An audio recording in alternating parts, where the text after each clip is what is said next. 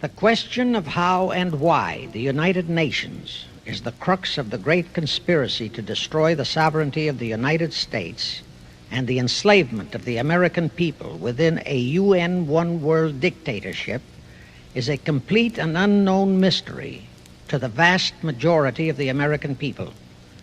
The reason for this unawareness of the frightening danger to our country and to the entire free world is simple.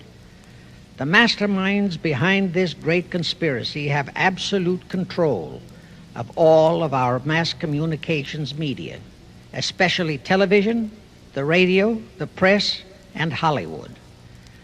We all know that our State Department, the Pentagon, and the White House have brazenly proclaimed that they have the right and the power to manage the news, to tell us not the truth, but what they want us to believe. They have seized that power on orders from their masters of the great conspiracy. And the objective is to brainwash the people into accepting the phony peace bait to transform the United States into an enslaved unit of the United Nations one world government. First of all, bear in mind that the so-called UN police action in Korea, fought by the United States, in which 150,000 of our sons were murdered and maimed, was part of the plot, just as the undeclared by Congress war in Vietnam, in which our sons are dying, is part of the plot, just as the plot against Rhodesia and South Africa, in which our sons will be dying, is part of the UN plot. However, the vitally important thing for all Americans, all you mothers of the boys who died in Korea and are now dying in Vietnam, to know is that our so-called leaders in Washington, whom we elected to safeguard our nation and our Constitution, are the betrayers, and that behind them are a comparatively small group of men whose sole objective is to enslave the whole world of humanity in their satanic plot of one world government. Now, in order to give you a very clear picture of this satanic plot, I will go back to its beginning, clear back in the middle of the 18th century, and name the men who put that plot into action, and then bring you down to the present, today's status of that plot. Now, as a matter of further intelligence, a term used by the FBI, let me clarify the meaning of the expression, "He is a liberal." The enemy, meaning the one world conspirators, have seized upon that word liberal as a cover-up for their activities. It sounds so innocent and so humanitarian to be liberal. We'll make sure that the person who calls himself a liberal or is described as a liberal is not in truth a red. Now then, this satanic plot was launched back in the 1760s when it first came into existence under the name of the Illuminati. This Illuminati was organized by one Adam Weishaupt, born a Jew, who was converted to Catholicism and became a Catholic priest, and then, at the behest of the then newly organized House of Rothschild, defected and organized the Illuminati. Naturally, the Rothschilds financed that operation. And every war since then, beginning with the French Revolution, has been promoted by the Illuminati, operating under various names and guises. I say under various names and guises because after the Illuminati was exposed and became too notorious, Weishaupt and his co-conspirators began to operate under various other names. In the United States, immediately after World War I, they set up what they called the Council on Foreign Relations, commonly referred to as the CFR. And this CFR is actually the Illuminati in the United States. And its hierarchy, the masterminds in control of the CFR, to a very great extent are the descendants of the original Illuminati conspirators. But to conceal that fact, Most of them changed their original family names to American-sounding names. For example, the true name of the Dillons, Clarence and Douglas Dillon, once Secretary of the U.S. Treasury Department, is Lepowski.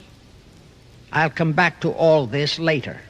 There is a similar establishment of the Illuminati in England, operating under the name of the British Institute of International Affairs. There are similar secret Illuminati organizations in France, Germany, and other nations operating under different names. And all these organizations, including the CFR, continuously set up numerous subsidiary or front organizations that are infiltrated into every phase of the various nations' affairs. But at all times, the operations of these organizations were and are masterminded and controlled by the internationalist bankers, who in turn were and are controlled by the Rothschilds. The details of how they accomplished the setting up of the CFR in the United States, as also in the other nations, are far too voluminous to be described in this dissertation. But you can find it complete in News Bulletin number 122, entitled UN is Spawn of the Illuminati, and News Bulletin number 123, entitled CFR Completely Unmasked as Illuminati. Both are published by the Cinema Educational Guild, Post Office Box 46205, Hollywood, California. You can get them for 50 cents per copy by writing to that address. Those news bulletins reveal the names of the original founders of the Illuminati and the Americanized names of their descendants in the present CFR. Now I'll go back to the activities of the original Illuminati conspirators. As revealed in News Bulletin number 122, one branch of the Rothschild family had financed Napoleon. Another branch of the Rothschilds, both branches the real masterminds of the Illuminati, financed Britain, Germany, and the other nations in the Napoleonic Wars. Immediately after the Napoleonic Wars, the Illuminati assumed that all the nations were so destitute and so weary of wars that they'd be glad for any solution. So the Rothschild stooges set up what they called the Congress in Vienna, and at that meeting they tried to create the first League of Nations, their first attempted one world government, on the theory that all the crowned heads of the European governments were so deeply in debt to them that they would willingly or unwillingly serve as their stooges. But the Tsar of Russia caught the stench of the plot and completely torpedoed it. The enraged Nathan Rothschild, then the head of that dynasty, vowed that someday he or his descendants would destroy the Tsar and his entire family. And his descendants did accomplish that very threat in 1917. At this point, bear in mind that the Illuminati was not set up to operate on a short-range basis. Normally, a conspirator of any type enters into a conspiracy with the expectation of achieving his objective during his own lifetime. But that was not the case with the Illuminati. True, they hoped to accomplish their objective during their lifetime. But, paraphrasing The Show Must Go On, the Illuminati operates on the very long-range basis. Whether it will take scores of years or even centuries, they have dedicated their descendants to keep the plot boiling until they hope the conspiracy is achieved. Now let's go back to the birth of the Illuminati. Adam Weishaupt was a Jesuit-trained professor of canon law, teaching in Ingolstadt University when he defected from Christianity to embrace the Luciferian conspiracy. It was in 1770 that the professional moneylenders, the then recently organized House of Rothschild, retained him to revise and modernize the age-old protocols of Zionism, which from the outset was designed to give the synagogue of Satan, so named by Jesus Christ, ultimate world domination, so they could impose the Luciferian ideology upon what would remain of the human race after the final social cataclysm by use of satanic despotism. Weishaupt completed his task May 1st, 1776. Now you know why May 1 is the great day with all communist nations to this very day. That was the day, May 1, 1776, that Weishaupt completed his plan and officially organized the Illuminati to put the plan into execution. That plan required the destruction of all existing governments and religions. That objective was to be reached by dividing the masses of people whom he, Weishaupt, termed Goyim, or human cattle, into opposing camps in ever-increasing numbers on political, social, economic, and other issues, the very conditions we have in our country today. The opposing sides were then to be armed and incidents provided which would cause them to fight and weaken themselves and gradually destroy national governments and religious institutions. Again, I say, the very conditions in the world today. And at this point, let me stress a prime feature of the Illuminati plans. When and if their blueprint for world control, the protocols of the elders of Zion, is discovered and exposed, they would wipe all the Jews off the face of the earth in order to divert suspicions from themselves. If you think this is far-fetched, bear in mind that they permitted Hitler, a liberal socialist himself, who was financed by Krupp, Kennedy, the Warburgs, and the Rothschilds, to incinerate 600,000 Jews. Now, just why did the conspirators choose the word Illuminati for their satanic organization? Weishaupt himself said that the word is derived from Lucifer and means holders of the light, using the lie that his objective was to bring about a one-world government to enable those with mental ability to govern the world and prevent all wars in the future. In short, using the word peace on earth as his bait, exactly as that same bait, peace, was used by the 1945 conspirators to foist the United Nations on us. Weishaupt, financed, I repeat, by the Rothschilds, recruited some 2,000 paid followers. These included the most intelligent men in the fields of arts and letters, education, the sciences, finance, and industry. He then established lodges of the Grand Orient, Masonic lodges, to be their secret headquarters. And I again repeat that in all of this he was acting under orders from the House of Rothschild.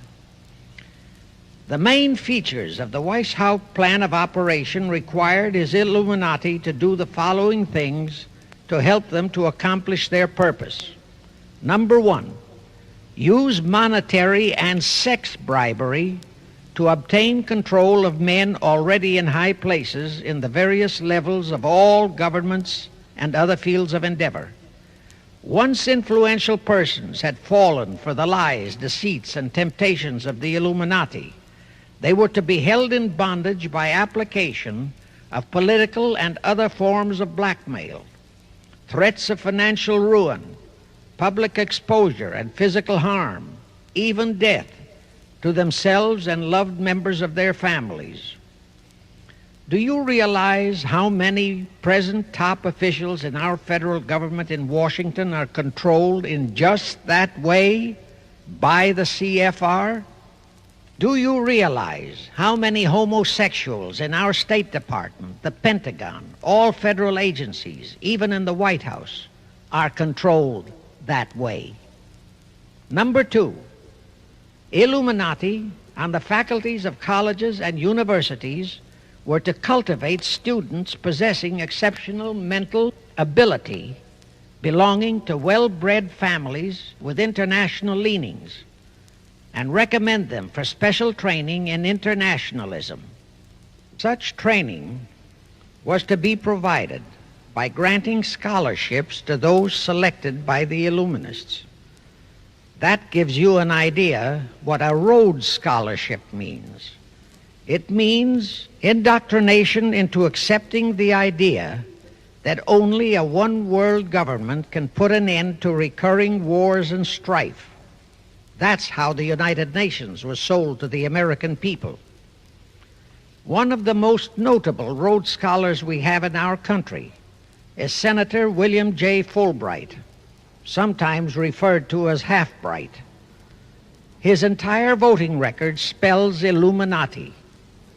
All such scholars were to be first persuaded and then convinced that men of special talent and brains have the right to rule those less gifted on the ground that the masses don't know what is best for them physically, mentally, and spiritually.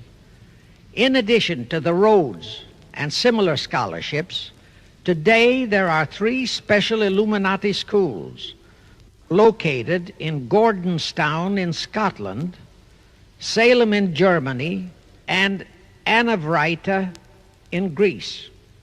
These 3 are known ones, but there are others that are kept under cover. Prince Philip, the husband of Britain's Queen Elizabeth, was educated at Gordonstown at the instigation of Lord Louis Mountbatten, his uncle, a Rothschild relative, who became Britain's admiral of the fleet after World War II ended. Number 3, all influential people trapped into coming under the control of the Illuminati, plus the students who had been specially educated and trained, were to be used as agents and placed behind the scenes of all governments as experts and specialists, so they would advise the top executives to adopt policies which would, in the long run, serve the secret plans of the Illuminati one-world conspiracy and bring about the destruction of the governments and religions they were elected or appointed to serve. Do you know how many such men operate in our government at this very time? Rusk, McNamara, Hubert Humphrey, Fulbright, Kuchel, and go on and on and on. Number 4, perhaps the most vital directive in Weishaupt's plan was to obtain absolute control of the press, at that time the only mass communications media, to distribute information to the public, so that all news and information could be slanted, so that the masses could be convinced that a one-world government is the only solution to our many and varied problems. Now do you know who owns and controls our mass communications media? I'll tell you, practically all the movie lots in Hollywood is owned by the Lehmans, Kuhn Loeb and Company, Goldman Sachs, and other internationalist bankers. All the national radio and TV channels in the nation are owned and controlled by those same internationalist bankers. The same is true of every chain of metropolitan newspapers and magazines, also of the press wire services, such as Associated Press, United Press International, etc. The supposed heads of all those media are merely the fronts for the internationalist bankers, who in turn compose the hierarchy of the CFR, today's Illuminati in America. Now can you understand why the Pentagon's press agent Sylvester so brazenly proclaimed that the government has the right to lie to the people? What he really meant was that our CFR-controlled government had the power to lie to and be believed by the brainwashed American people. And let's again go back to the first days of the Illuminati. Because Britain and France were the 2 greatest world powers in the late years of the 18th century, Weishaupt ordered the Illuminati to foment the colonial wars, including our Revolutionary War, to weaken the British Empire and organize the French Revolution to destroy the French Empire. He scheduled the French Revolution to start in 1789. However, in 1784, a true act of God placed the Bavarian government in possession of evidence which proved the existence of the Illuminati, and that evidence could have saved France if they, the French government, hadn't refused to believe it. Here is how that act of God happened. It was in 1874 that Weishaupt issued his orders for the French Revolution. A German writer named Zwack put it into book form. It contained the entire Illuminati story and Weishaupt's plans. A copy of this book was sent to the Illuminists in France, headed by Robespierre, whom Weishaupt had delegated to foment the French Revolution. The courier was struck and killed by lightning as he rode through Ralston on his way from Frankfurt to Paris. The police found the subversive documents on his body and turned them over to the proper authorities. After careful study of the plot, the Bavarian government ordered the police to raid Weishaupt's newly organized lodges of the Grand Orient and the homes of his most influential associates. All additional evidence thus discovered convinced the authorities the documents were genuine copies of the conspiracy by which the Illuminati planned to use wars and revolutions to bring about the establishment of a one-world government, the powers of which they, headed by the Rothschilds, intended to usurp as soon as it was established, exactly in line with the United Nations plot of today. In 1785, the Bavarian government outlawed the Illuminati and closed the lodges of the Grand Orient. In 1786, they published all the details of the conspiracy. The English title of that publication is The Original Writings of the Order and Sect of the Illuminati. Copies of the entire conspiracy were sent to all the heads of church and state in Europe. But the power of the Illuminati, which was actually the power of the Rothschilds, was so great that this warning was ignored. Nevertheless, Illuminati became a dirty word, and it went underground. At the same time, Weishaupt ordered Illuminists to infiltrate into the lodges of Blue Masonry and form their own secret societies within all secret societies. Only Masons who proved themselves internationalists and those whose conduct proved they had defected from God were initiated into the Illuminati. Thenceforth, the conspirators donned the cloak of philanthropy and humanitarianism to conceal their revolutionary and subversive activities. In order to infiltrate into Masonic lodges in Britain, Weishaupt invited John Robison over to Europe. Robison was a high-degree Mason in the Scottish Rite. He was a professor of natural philosophy at Edinburgh University and secretary of the Royal Society of Edinburgh. Robison did not fall for the lie that the objective of the Illuminati was to create a benevolent dictatorship, but he kept his reactions to himself so well that he was entrusted with a copy of Weishaupt's revised conspiracy for study and safekeeping. Anyway, because the heads of state and church in France were deluded into ignoring the warnings given them, the revolution broke out in 1789 as scheduled by Weishaupt. In order to alert other governments to their danger, in 1798 Robison published a book entitled Proof of a Conspiracy to Destroy All Governments and Religions. But his warnings were ignored, exactly as our American people have been ignoring all warnings about the United Nations and the Council on Foreign Relations, the CFR. Now here is something that will stun and very likely outrage many who hear this, but there is documentary proof that our own Thomas Jefferson and Alexander Hamilton became students of Weishaupt's.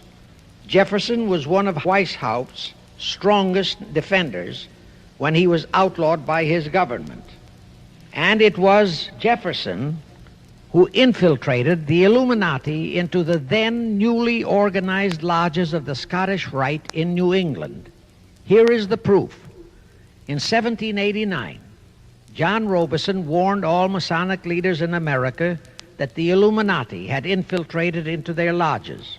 And on July 19, 1789, David Papin, president of Harvard University, issued the same warning to the graduating class and lectured them on the influence Illuminism was acquiring on American politics and religion. And to top it off, John Quincy Adams, who had organized the New England Masonic lodges, issued his warnings. He wrote 3 letters to Colonel William L. Stone, a top Mason, in which he exposed how Jefferson was using Masonic lodges for subversive, Illuministic purposes. Those 3 letters are at this very time in Rittenberg Square Library in Philadelphia. In short, Jefferson, founder of the Democratic Party, was a member of the Illuminati, which at least partly accounts for the condition of the party at this time. And through infiltrations of the Republican Party, we have exactly nothing of loyal Americanism today. That disastrous rebuff at the Congress at Vienna, created by the Tsar of Russia, did not by any means destroy the Illuminati conspiracy. It merely forced them to adopt a new strategy. Realizing that the one world idea was, for the moment, killed, the Rothschilds decided that to keep the plot alive, they'd have to do it by heightening their control of the money systems of the European nations. Earlier, by a ruse, the outcome of the Battle of Waterloo had been falsified. Rothschild had spread a story that Napoleon had won that battle. That had precipitated a terrific panic on the stock market in England. All stocks had plummeted down to practically zero, and Nathan Rothschild bought all the stocks for virtually a penny on its dollar values. That gave him complete control of the economy of Britain and virtually of all Europe. So immediately after that Congress in Vienna had boomeranged, Rothschild forced Britain to set up a new Bank of England, which he absolutely controlled, exactly as later, through Jacob Schiff, he engineered our own Federal Reserve Act, which gave the House of Rothschild a secret control of the economy in the United States. But now for a moment, let's dwell on the activities of the Illuminati in the United States. In 1826, one Captain William Morgan decided it was his duty to inform all Masons and the general public what the full truth was regarding the Illuminati, their secret plans and intended objectives. Also reveal the identities of the masterminds of the conspiracy. The Illuminati promptly tried Morgan in absentia and convicted him of treason. They ordered one Richard Howard, an English Illuminist, to carry out their sentence of execution as a traitor. Morgan was warned and he tried to escape to Canada, but Howard caught up with him near the border, near the Niagara Gorge to be exact, where he murdered him. This was verified in a sworn statement made in New York by one Avery Allen to the effect that he heard Howard render his report of the execution to a meeting of Knights Templars in St. John's Hall, New York. He also told how arrangements had been made to ship Howard back to England. That Allen affidavit is on record in New York City archives. Very few Masons and very few of the general public know that general disapproval over that incident of murder caused approximately half of all the Masons in the northern jurisdiction of the United States to secede. Copies of the minutes of the meeting held to discuss that matter are still in existence in safe hands, and that all that secrecy emphasizes the power of the masterminds of the Illuminati to prevent such terrible events of history from being taught in our schools. In the early 1850s, the Illuminati held a secret meeting in New York, which was addressed by a British Illuminist named Wright. Those in attendance were told that the Illuminati was organizing to unite the nihilist and atheist groups with all other subversive groups into an international to be known as communists. That was when the word communist first came into being, and it was intended to be the supreme weapon and scare word to terrify the whole world and drive the terrorized peoples into the Illuminati one world scheme. This scheme, communism, was to be used to enable the Illuminati to foment future wars and revolutions. Clinton Roosevelt, a direct ancestor of Franklin Roosevelt, Horace Greeley and Charles Dana, foremost newspaper publishers of that time, were appointed to head a committee to raise funds for the new venture. Of course, most of the funds were provided by the Rothschilds. And this fund was used to finance Karl Marx and Engels when they wrote Das Kapital and the Communist Manifesto in Soho, England.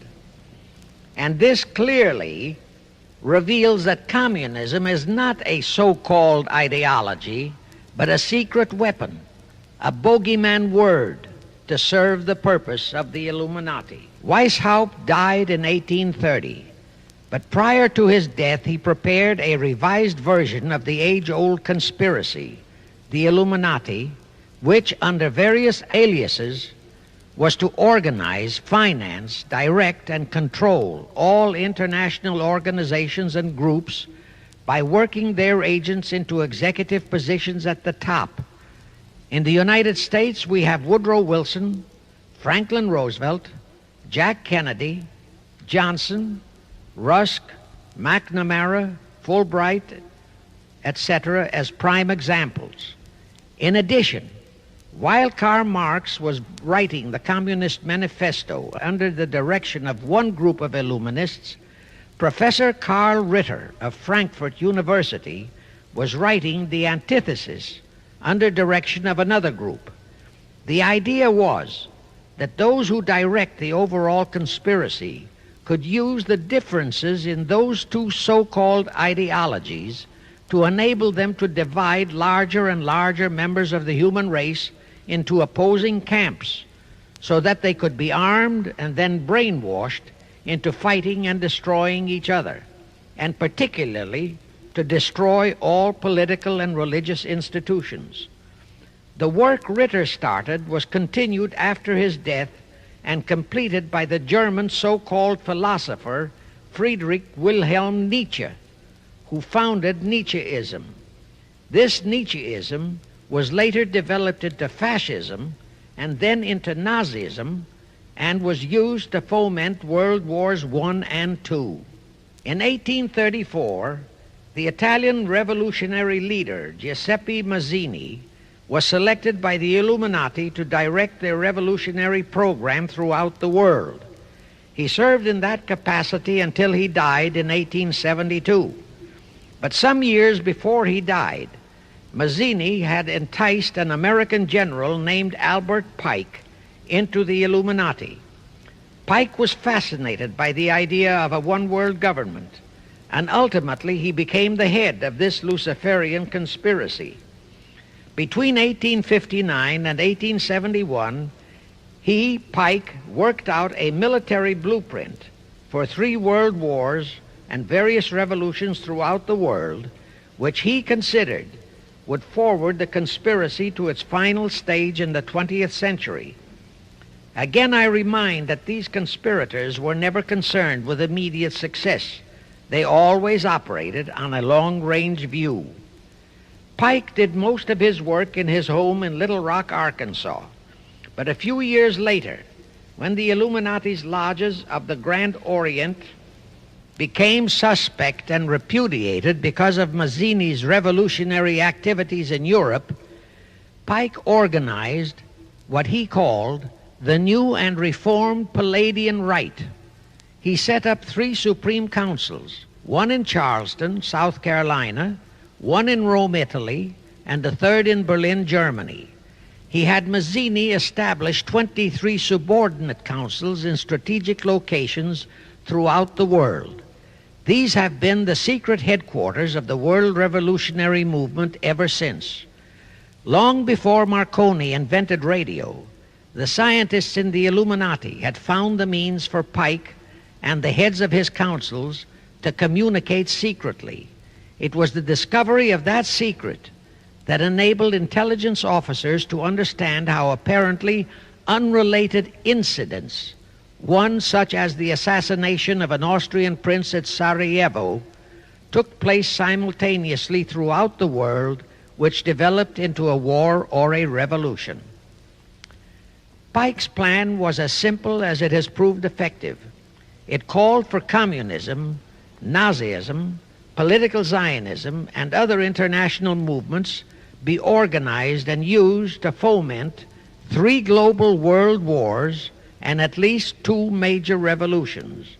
The First World War was to be fought so as to enable the Illuminati to destroy Tsarism in Russia, as vowed by Rothschild after the Tsar had torpedoed his scheme at the Congress in Vienna, and to transform Russia into a stronghold of atheistic communism.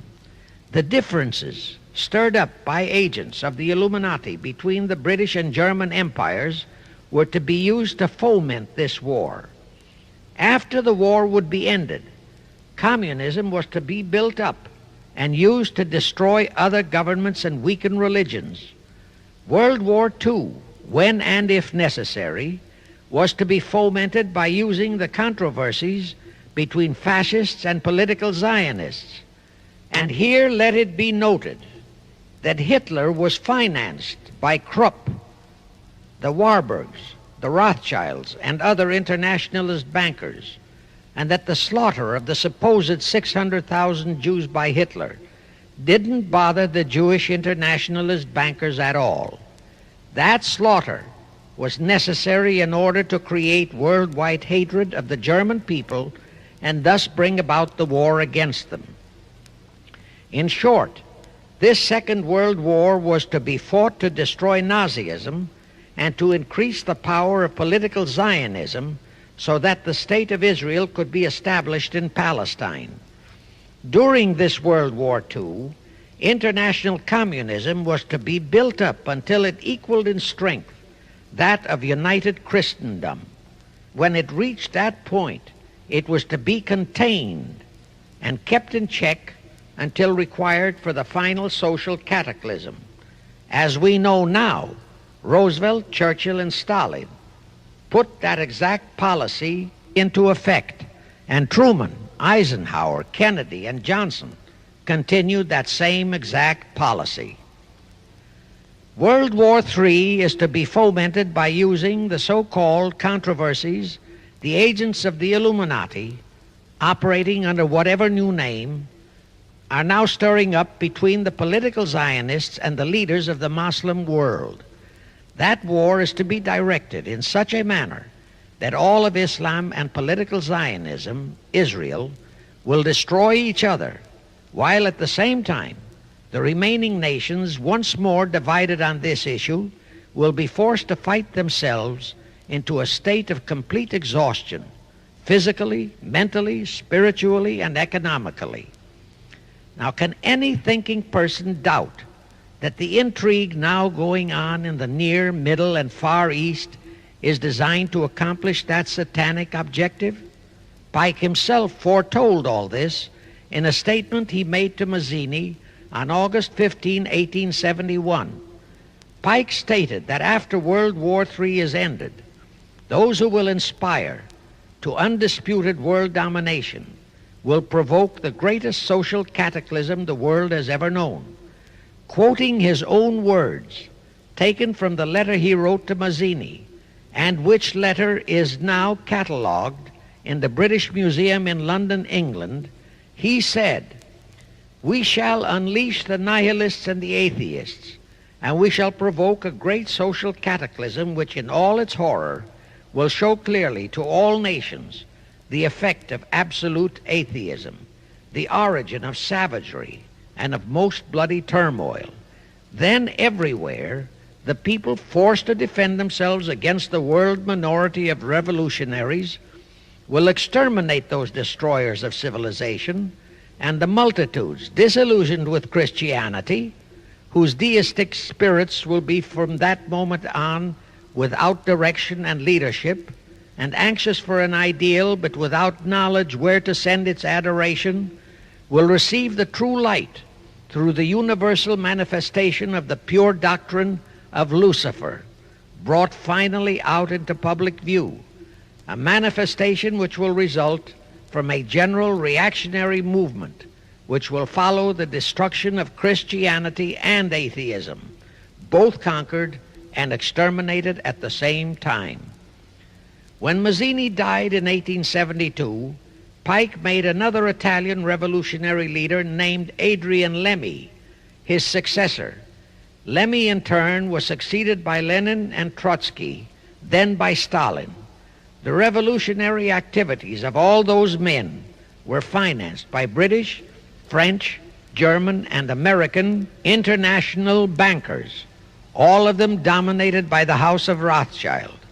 We are supposed to believe that the international bankers of today, like the money changers of Christ's day, are only the tools or agents of the great conspiracy, but actually they are the masterminds behind all of it. While the general public has been brainwashed by all the mass communications media into believing that communism is a movement of the so-called workers, the actual fact is that both British and American intelligence officers have authentic documentary evidence that international liberals operating through their international banking houses, particularly the House of Rothschild, have financed both sides in every war and revolution since 1776. Those who today comprise the conspiracy, the CFR in the United States, direct our governments, whom they hold in usury through such methods as the Federal Reserve System in America, to fight wars such as Vietnam, created by the United Nations, so as to further Pike's Illuminati plans to bring the world to that stage of the conspiracy when atheistic communism and the whole of Christianity can be forced into an all-out Third World War within each remaining nation, as well as on an international scale. The headquarters of the great conspiracy in the late 1700s was in Frankfurt, Germany, where the House of Rothschild had been established by Mayer Anschelm, who adopted the Rothschild name and linked together other international financiers who had literally sold their souls to the devil. After the Bavarian government's exposure in 1786, the conspirators moved their headquarters to Switzerland, then to London.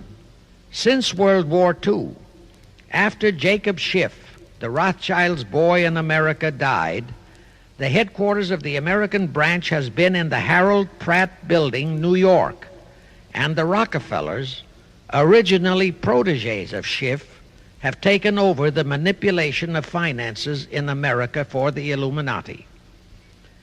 In the final phases of the conspiracy, the one world government will consist of the king dictator, head of the United Nations, the CFR, and a few billionaires, economists, and scientists who have proved their devotion to the great conspiracy. All others are to be integrated into a vast conglomeration of mongrelized humanity, actually slaves. Now let me show you how our federal government and the American people have been sucked into the one world takeover plot of the Illuminati great conspiracy. And always bear in mind that the United Nations was created to become the housing for that one world so-called liberal conspiracy. The real foundations of the plot for the takeover of the United States were laid during the period of our Civil War. Not that Weishaupt and the earlier masterminds had ever overlooked the New World. As I have previously indicated, Weishaupt had his agents planted over here as far back as the Revolutionary War. But George Washington was more than a match for them. It was during the Civil War that the conspirators launched their first concrete efforts. We know that Judah Benjamin, chief advisor of Jefferson Davis, was a Rothschild agent. We also know that there were Rothschild agents planted in Abraham Lincoln's cabinet who tried to sell him into a financial dealing with the House of Rothschild. But old Abe saw through the scheme and bluntly rejected it, thereby incurring the undying enmity of the Rothschilds, exactly as the Russian Tsar did when he torpedoed their first League of Nations at the Congress in Vienna. Investigation of the assassination of Lincoln revealed that the assassin, Booth, was a member of a secret conspiratorial group. Because there were a number of highly important government officials involved, the name of the group was never revealed, and it became a mystery, exactly as the assassination of Jack Kennedy still is a mystery. But I am sure it will not for long remain a mystery. Anyway, the ending of the Civil War destroyed, temporarily, all chances of the House of Rothschild to get a clutch on our money system, such as they had acquired in Britain and other nations in Europe. I say temporarily because the Rothschilds and the masterminds of the conspiracy never quit. So they had to start from scratch, but they lost no time in getting started. Shortly after the Civil War, a young immigrant who called himself Jacob H. Schiff arrived in New York. Jacob was a young man with a mission for the House of Rothschild. Jacob was the son of a rabbi, born in one of Rothschild's houses in Frankfurt, Germany. I won't go deeply into his background. The important point is that Rothschild recognized in him not only a potential money wizard, but more important, he also saw the latent Machiavellian qualities in Jacob that could, as it did, make him an invaluable functionary in the great one-world conspiracy. After a comparatively brief training period in the Rothschilds' London bank, Jacob left for America with instructions to buy into a banking house, which was to be the springboard to acquire control of the money system of the United States. Actually, Jacob came here to carry out 4 specific assignments. Number 1, and most important, was to acquire control of America's money system. Number 2, find desirable men who, for a price, would be willing to serve as stooges for the great conspiracy and promote them into high places in our federal government, our Congress, in the U.S. Supreme Court, and all federal agencies. Number 3, create minority group strife throughout the nations, particularly between whites and blacks. Number 4, create a movement to destroy religion in the United States, but Christianity to be the chief target. Earlier, I stated that Jacob Schiff came to America with orders by Rothschild to carry out 4 specific directives. The first and most important one was to get control of the United States money system. Let's trace Schiff's step to accomplish that directive. As a first step, he had to buy into a banking house, but it had to be the kind of a house that he could absolutely control and mold for that primary objective of entrapping our U.S. money system. After carefully scouting around, Jacob bought a partnership in a firm that called itself Kuhn and Loeb. Like Schiff, Kuhn and Loeb were immigrants from German Jewish ghettos. They came to the United States in the mid-1840s. Both started their business careers as itinerant pack peddlers. In the early 1850s, they pooled their interests and set up a merchandising store in Lafayette, Indiana, under the firm name of Kuhn and Loeb, servicing the covered wagon settlers on their way west. In the years that followed, they set up similar stores in Cincinnati and St. Louis. Then they added pawnbroking to their merchandising pursuits. From that to money lending was a short and quick step. By the time Schiff arrived on the scene, Kuhn and Loeb was a well-known private banking firm, and this is the firm Jacob bought into. Shortly after he became a partner in Kuhn and Loeb, Schiff married Loeb's daughter, Teresa. Then he bought out Kuhn's interests and moved the firm to New York, and Kuhn and Loeb became Kuhn, Loeb and Company, international bankers, with Jacob Schiff, agent of the Rothschilds, ostensibly the sole owner. And throughout his career, this blend of Judas and Machiavelli, the first hierarch of the Illuminati, great conspiracy in America, posed as a generous philanthropist and a man of great holiness, the cover-up policy set forth by the Illuminati. As I have stated, the first great step of the conspiracy was to be the entrapment of our money system. To achieve that objective, Schiff had to get full cooperation of the then big banker elements in America, and that was easier said than done. Even in those years, Wall Street was the heart of the American money mart, and J.P. Morgan was its dictator. Next in line were the Drexels and the Biddles in Philadelphia. All the other financiers, big and little, danced to the music of those three houses, but particularly to that of Morgan. All of those three were proud, haughty, arrogant potentates. For the first few years, they viewed the little bewhiskered man from the German ghettos with utter contempt. But Jacob knew how to overcome that. He threw a few Rothschild bones to them, said bones being distribution in America of desirable European stock and bond issues. Then he discovered he had a still more potent weapon in his hands in the following. It was in the decades following our Civil War that our industries began to burgeon. We had great railroads to build. The oil, mining, steel, textile industries were bursting out of their swaddling clothes. All that called for vast financing. Much of that financing had to come from abroad. That meant the House of Rothschild, and that was when Schiff came into his own. He played a very crafty game. He became the patron saint of John D. Rockefeller, Edward R. Harriman, and Andrew Carnegie. He financed the Standard Oil Company for Rocky, the railroad empire for Harriman, and the steel empire for Carnegie.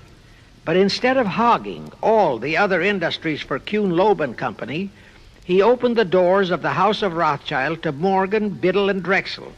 In turn, Rothschild arranged the setting up of London, Paris, European, and other branches for those three, but always in partnerships with Rothschild subordinates. And Rothschild made it very clear to all those men that Schiff was to be the boss in New York. Thus, at the turn of the century, Schiff had a tight control of the entire banking fraternity on Wall Street, which by then, with Schiff's help, included Lehman Brothers, Goldman Sachs, and other internationalist banks, headed by men chosen by the Rothschilds. In short, that meant control of the nation's money powers, and he was then ready for the giant step, the entrapment of our national money system. Now, under our Constitution, all control of our money system is vested solely in our Congress. Schiff's next important step was to seduce our Congress to betray that constitutional edict by surrendering that control to the hierarchy of the Illuminati's great conspiracy. In order to legalize that surrender and thus make the people powerless to resist it, it would be necessary to have Congress enact special legislation. To accomplish that, Schiff would have to infiltrate stooges into both houses of Congress, stooges powerful enough to railroad Congress into passing such legislation. Equally, or even more important, he would have to plant a stooge in the White House, a president without integrity and without scruples, who would sign that legislation into law. To accomplish that, he had to get control of either the Republican or the Democratic Party. The Democratic Party was the more vulnerable. It was the hungrier of the two parties. Except for Grover Cleveland, the Democrats had been unable to land one of their men in the White House since before the Civil War. There were two reasons for that. Number one, poverty of the party. Number two, there were considerably more Republican-minded voters than Democrats. The poverty matter was not a great problem, but the voter problem was a different story. But as I previously said, Schiff was a smart cookie. Here is the atrocious and murderous method he employed to solve that voter problem. His solution emphasizes how very little the Jewish internationalist bankers care about their own racial brethren, as you shall see. Suddenly, around 1890, there broke out a nationwide series of pogroms in Russia. Many, many thousands of innocent Jews, men, women, and children, were slaughtered by the Cossacks and other peasants. Similar pogroms with similar slaughter of innocent Jews broke out in Poland, Romania, and Bulgaria. All those pogroms were fomented by Rothschild agents. As a result, Jewish terrified refugees from all those nations swarmed into the United States, and that continued throughout the next 2 or 3 decades because the pogroms were continuous through all those years.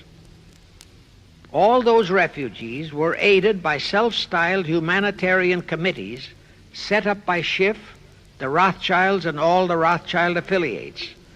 In the main, the refugees streamed into New York, but the Schiff-Rothschild humanitarian committees found ways to shuffle many of them into other large cities, such as Chicago, Boston, Philadelphia, Detroit, Los Angeles, etc. All of them were quickly transformed into naturalized citizens and educated to register as Democrats.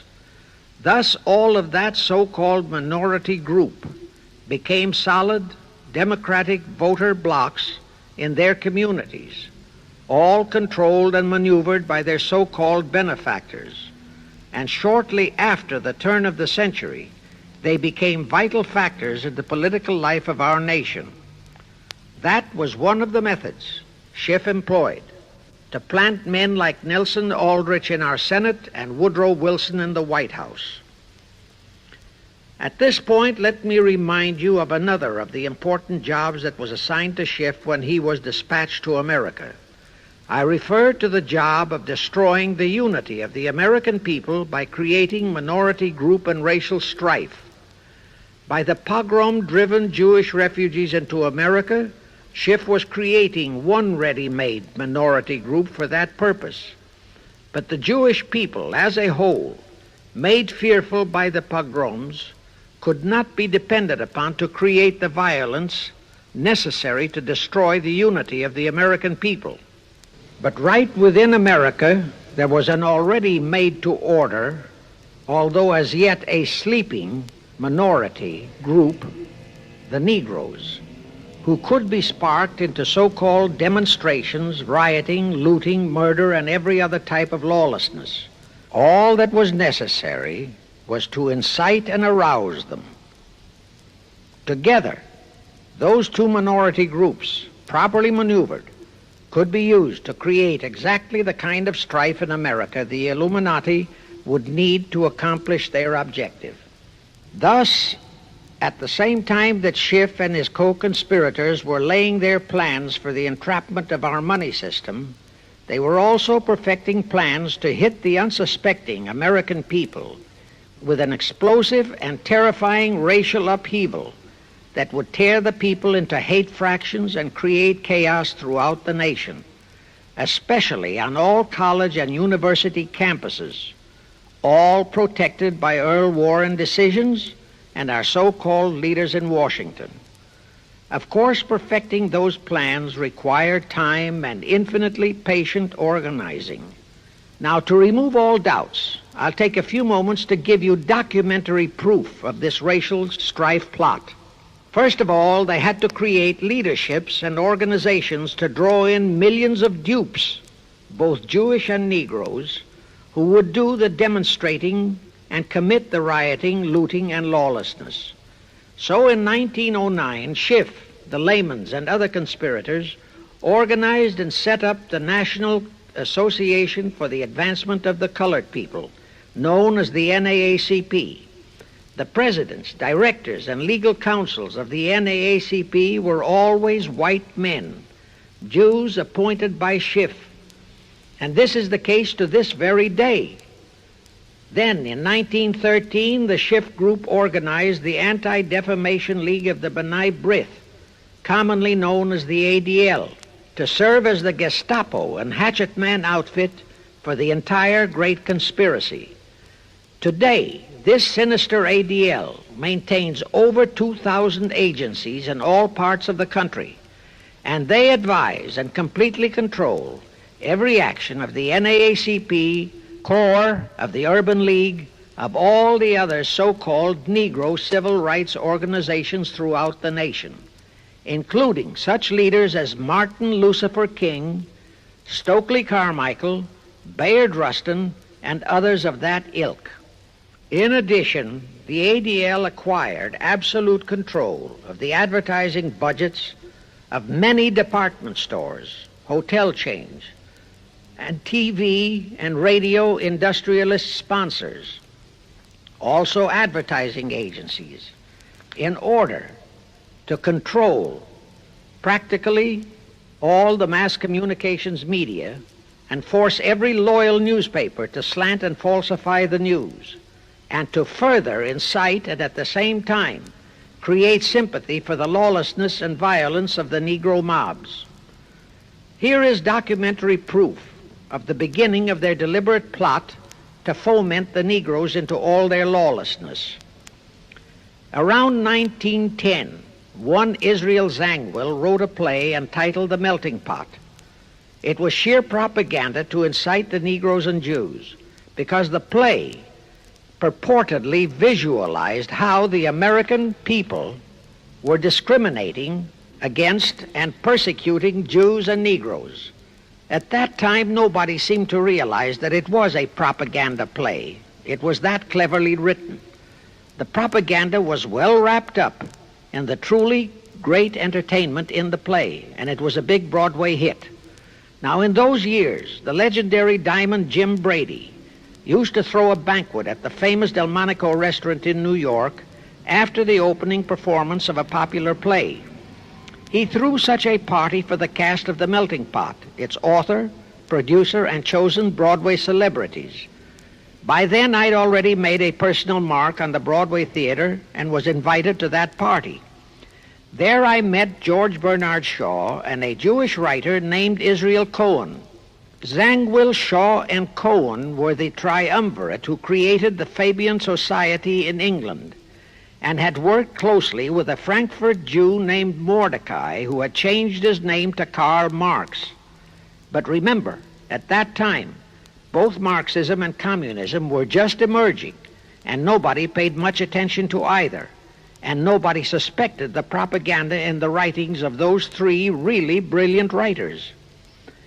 At that banquet, Israel Cohen told me he was then engaged in writing a book which was to be a follow-up on Zangwill's The Melting Pot.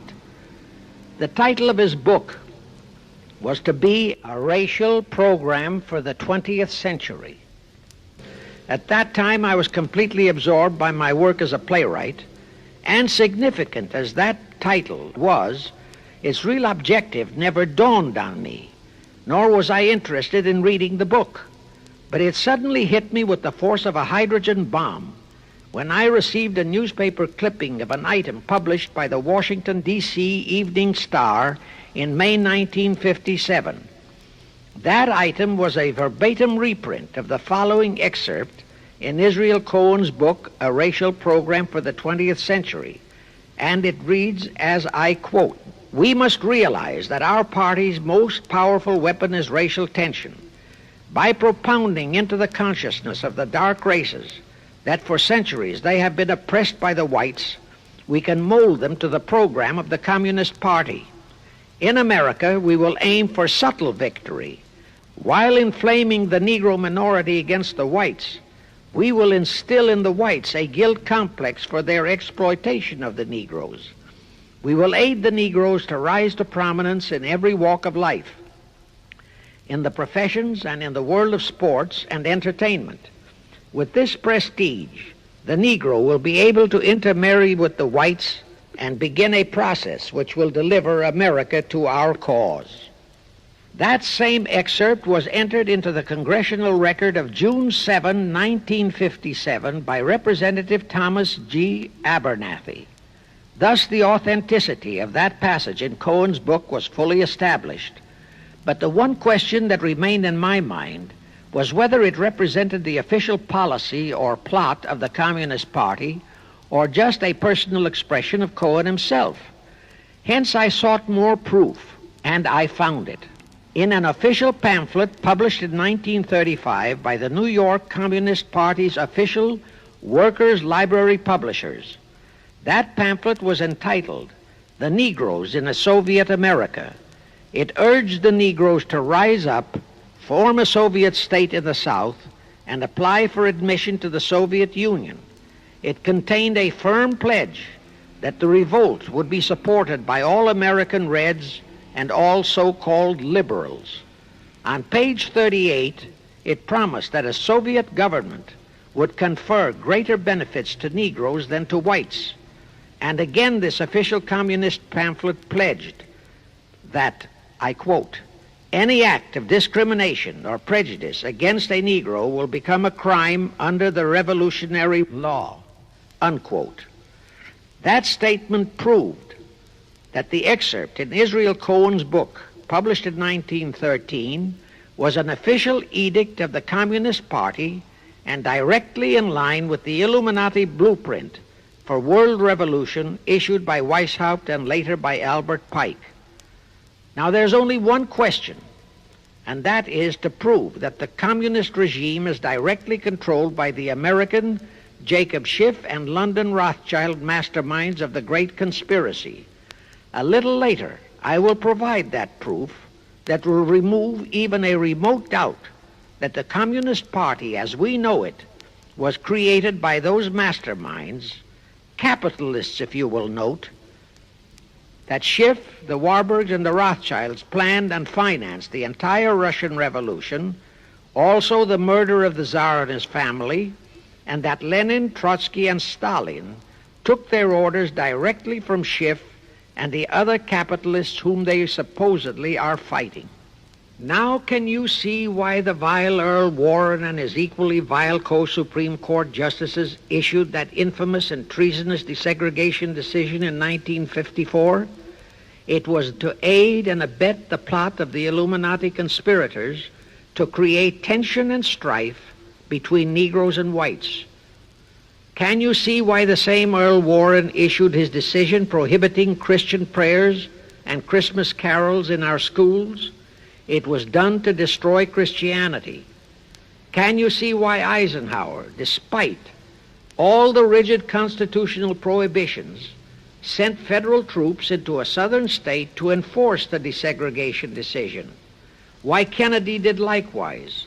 And can you see why Johnson and 66 senators, despite the protests of 90% of the American people, voted for the Consular Treaty, which opens our entire country to Russian spies and saboteurs? All those 66 senators are 20th century Benedict Arnolds. It is up to you and you, all of the American people, to force Congress, our elected servants, to haul in those American traitors for impeachments, and that when proven guilty, they all be given the punishment prescribed for traitors who aid and abet our enemies. And that includes the forcing of rigid investigations by Congress of the CFR and all their fronts, such as the ADL, the NAACP, SNCC, and such Illuminati tools as Martin Lucifer King. Such investigations will completely unmask all the leaders in Washington and the Illuminati and all their affiliations and affiliates as traitors carrying out the Illuminati plot. It will completely unmask the United Nations as the intended crux of the entire plot and force Congress to take the U.S. out of the UN and hurl the UN out of the U.S. In fact, it will destroy the UN and the entire plot. Before I close this phase, I wish to reiterate and stress one vital point, which I urge you to never forget if you wish to save our country for your children and their children. Here is the point.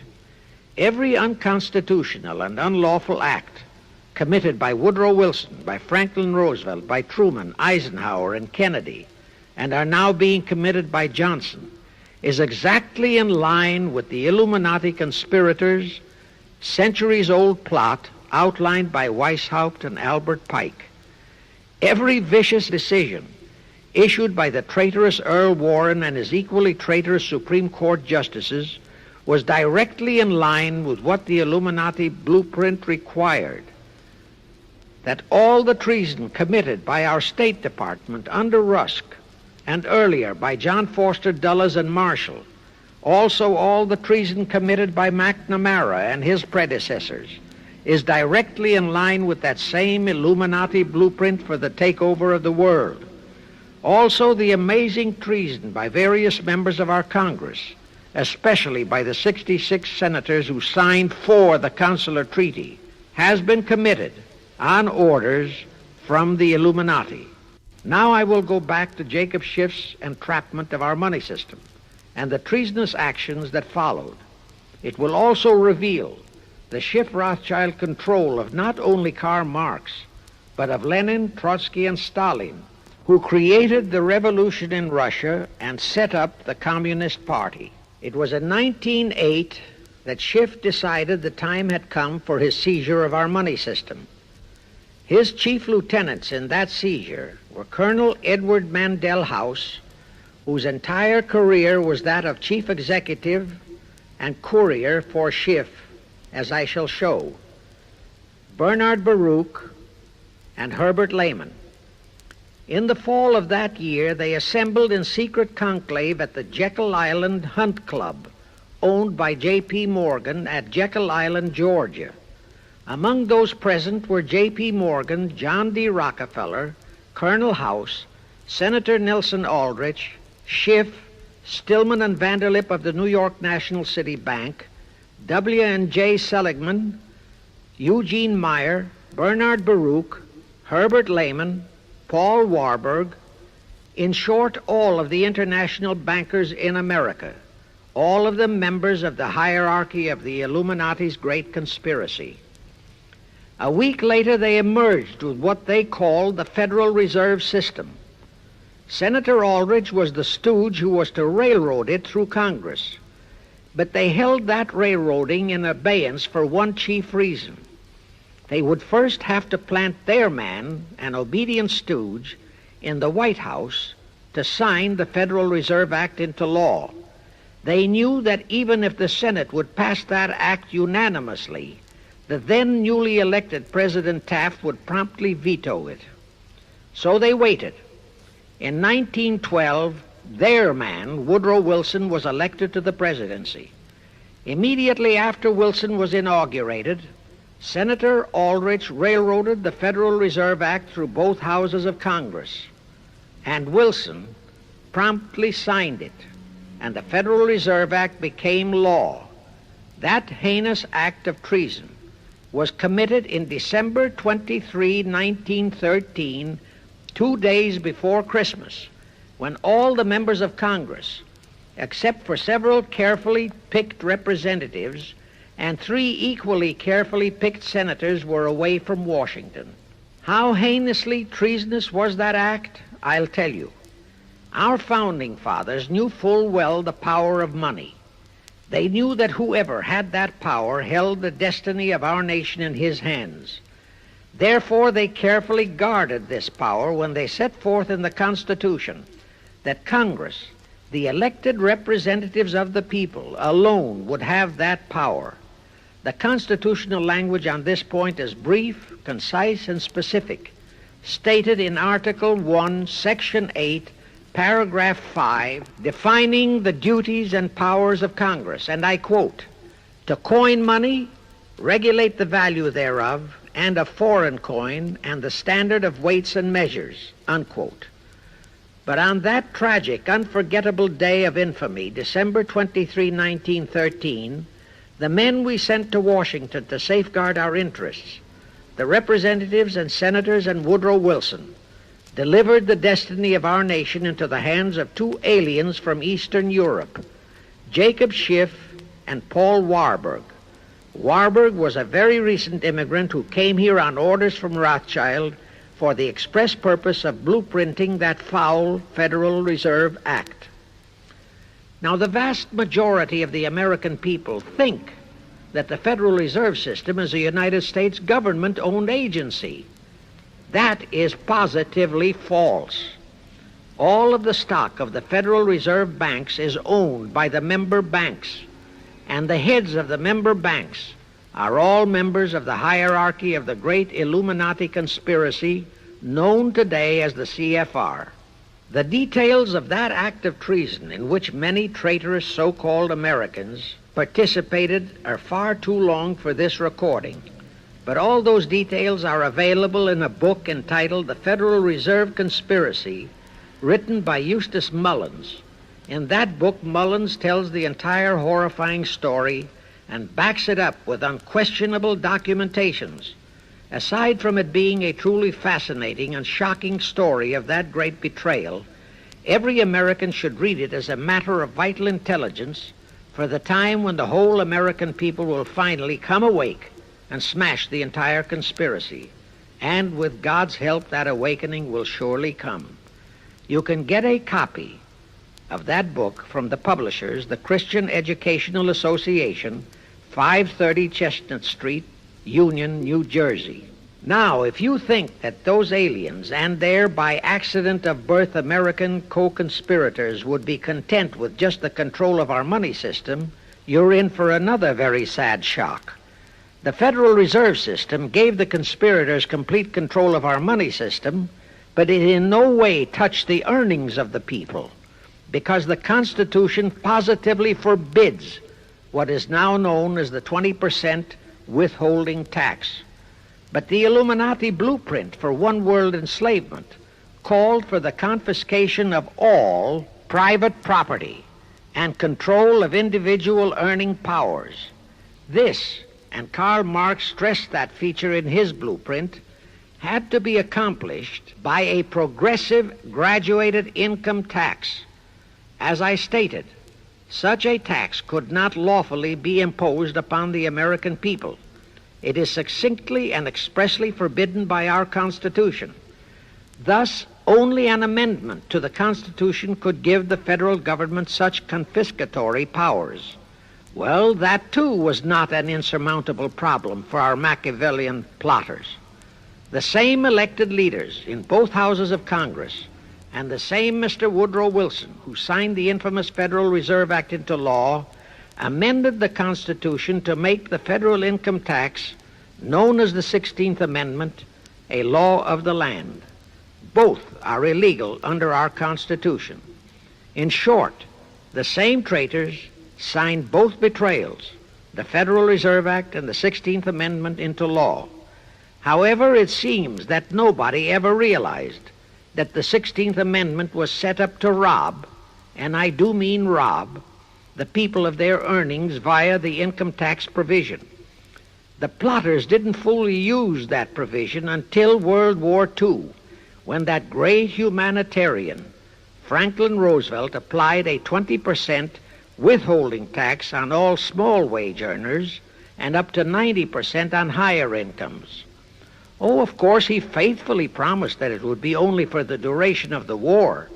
But what was a promise to such a charlatan who in 1940, when he was running for his third term, kept proclaiming, I say again and again and again that I will never send American boys to fight on foreign soil. Remember? He was proclaiming that even as he was already preparing to plunge us into World War II by enticing the Japanese into that sneak attack on Pearl Harbor to furnish him with his excuse. And before I forget, let me remind you that another charlatan named Woodrow Wilson used exactly that same campaign slogan in 1916. His slogan was, "Re-elect the man who will keep your sons out of the war." Exactly the same formula, exactly the same promises. But wait, as Al Jolson used to say, you ain't heard nothing yet.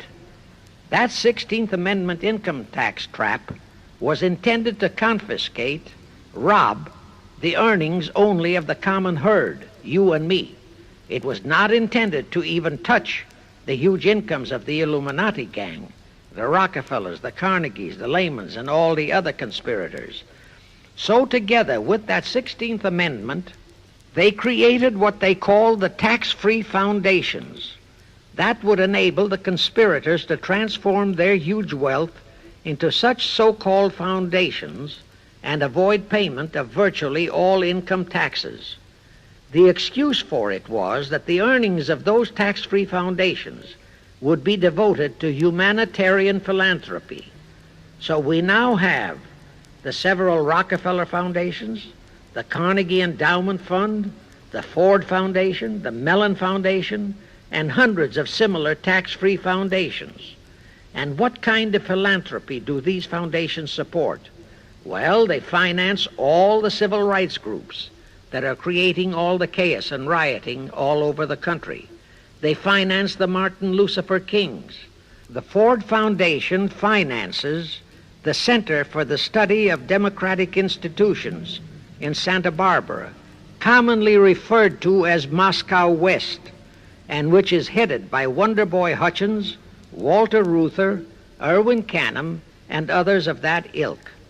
In short, the tax-free foundation financed those who are doing the job for the Illuminati great conspiracy.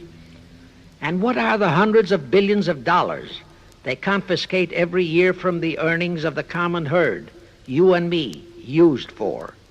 Well, for one thing, there's the foreign aid gimmick, which gave billions to communist Tito, plus gifts of hundreds of jet planes, many of which were turned over to Castro, plus the costs of training communist pilots so that they can the better shoot down our planes, billions to Red Poland, billions to India, billions to Sukarno, billions to other enemies of the United States. That's what that treasonously railroaded 16th Amendment has done to our nation, to the American people, to you and to me, to your children and their children. Our CFR Illuminati-controlled federal government can grant tax-free status to all foundations and pro-red one-world outfits, such as the Fund for the Republic. But if you, or a patriotic pro-organization, is too outspokenly pro-American, they can terrify and intimidate you by finding a misplaced comma in your income tax report and by threatening you with penalties, fines, and even prison. Future historians will wonder how the American people could have been so naive and stupid as to have permitted such audaciously brazen acts of treason as the Federal Reserve Act and the 16th Amendment.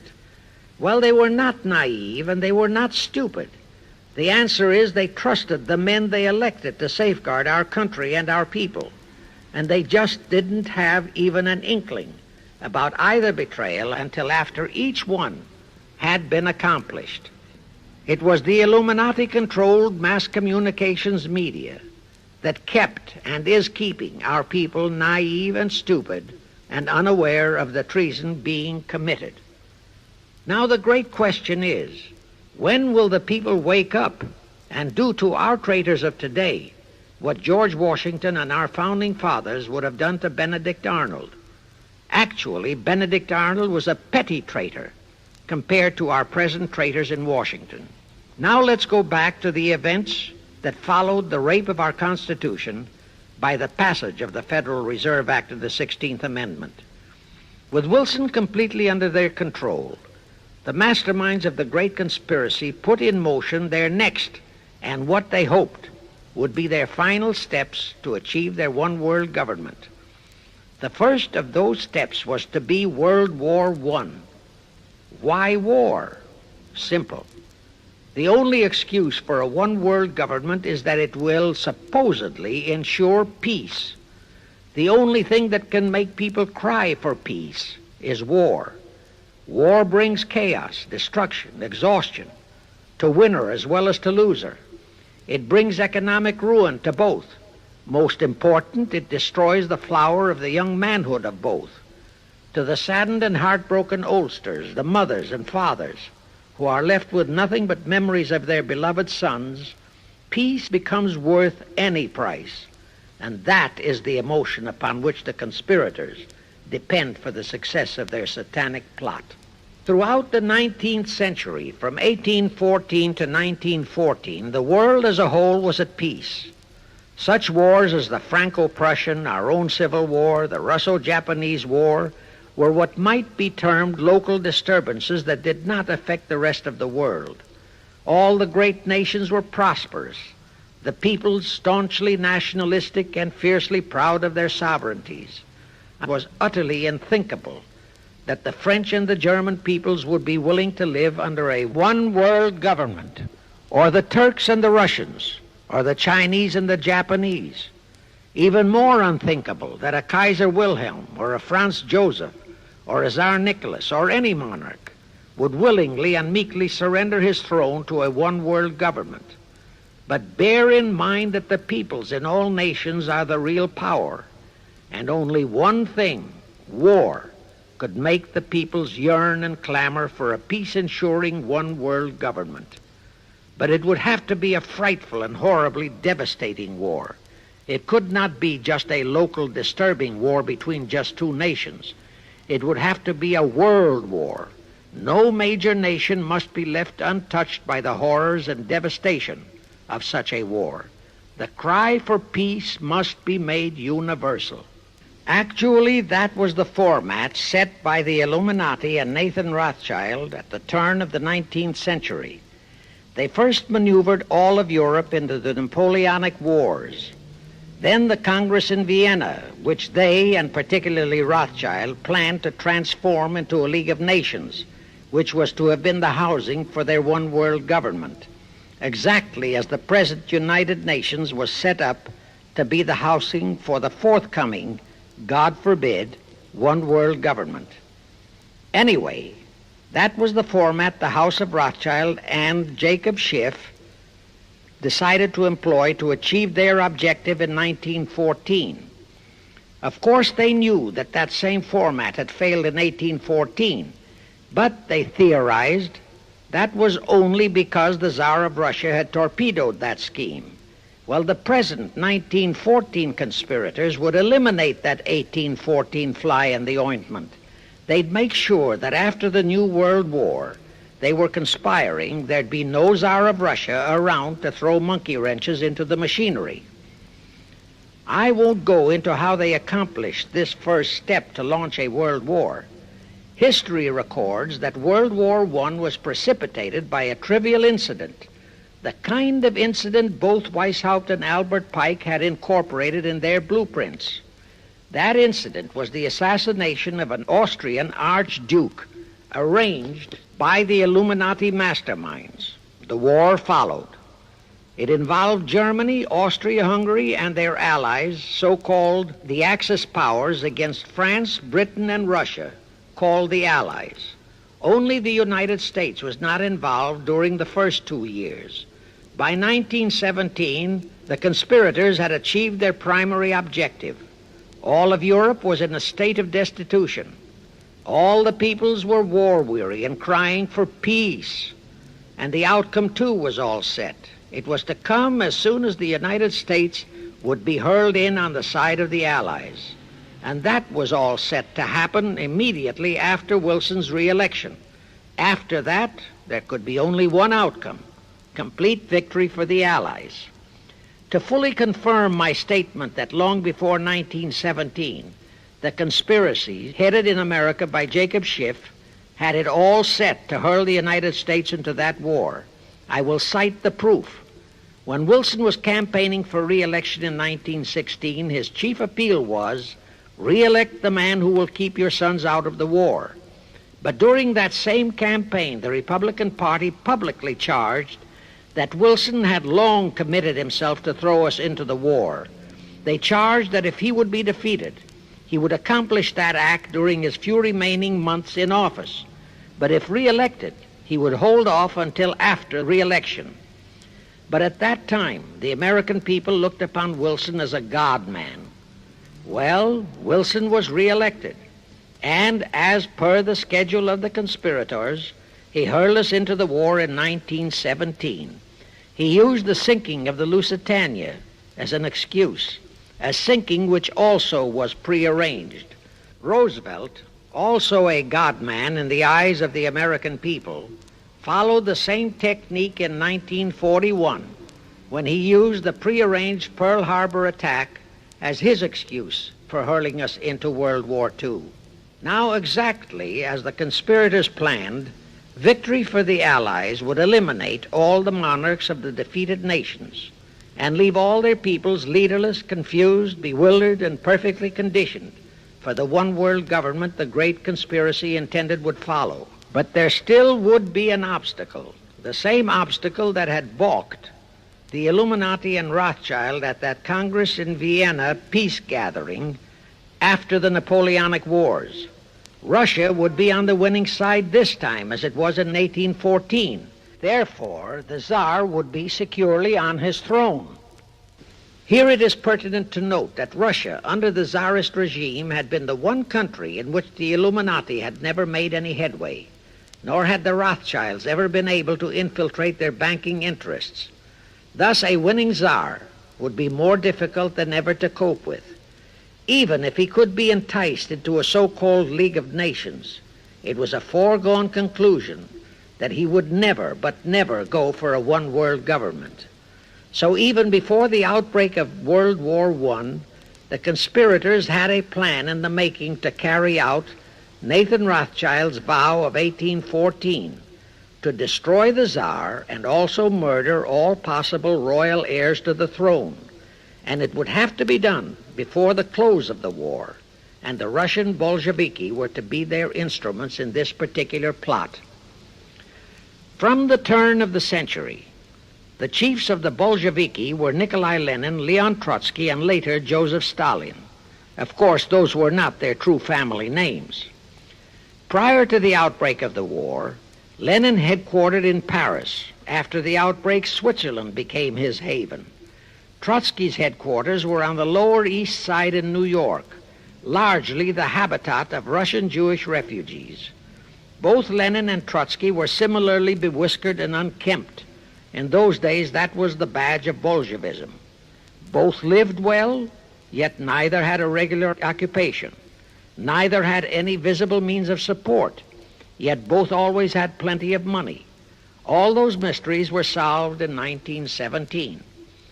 Right from the outset of the war, strange and mysterious goings-on were taking place in New York.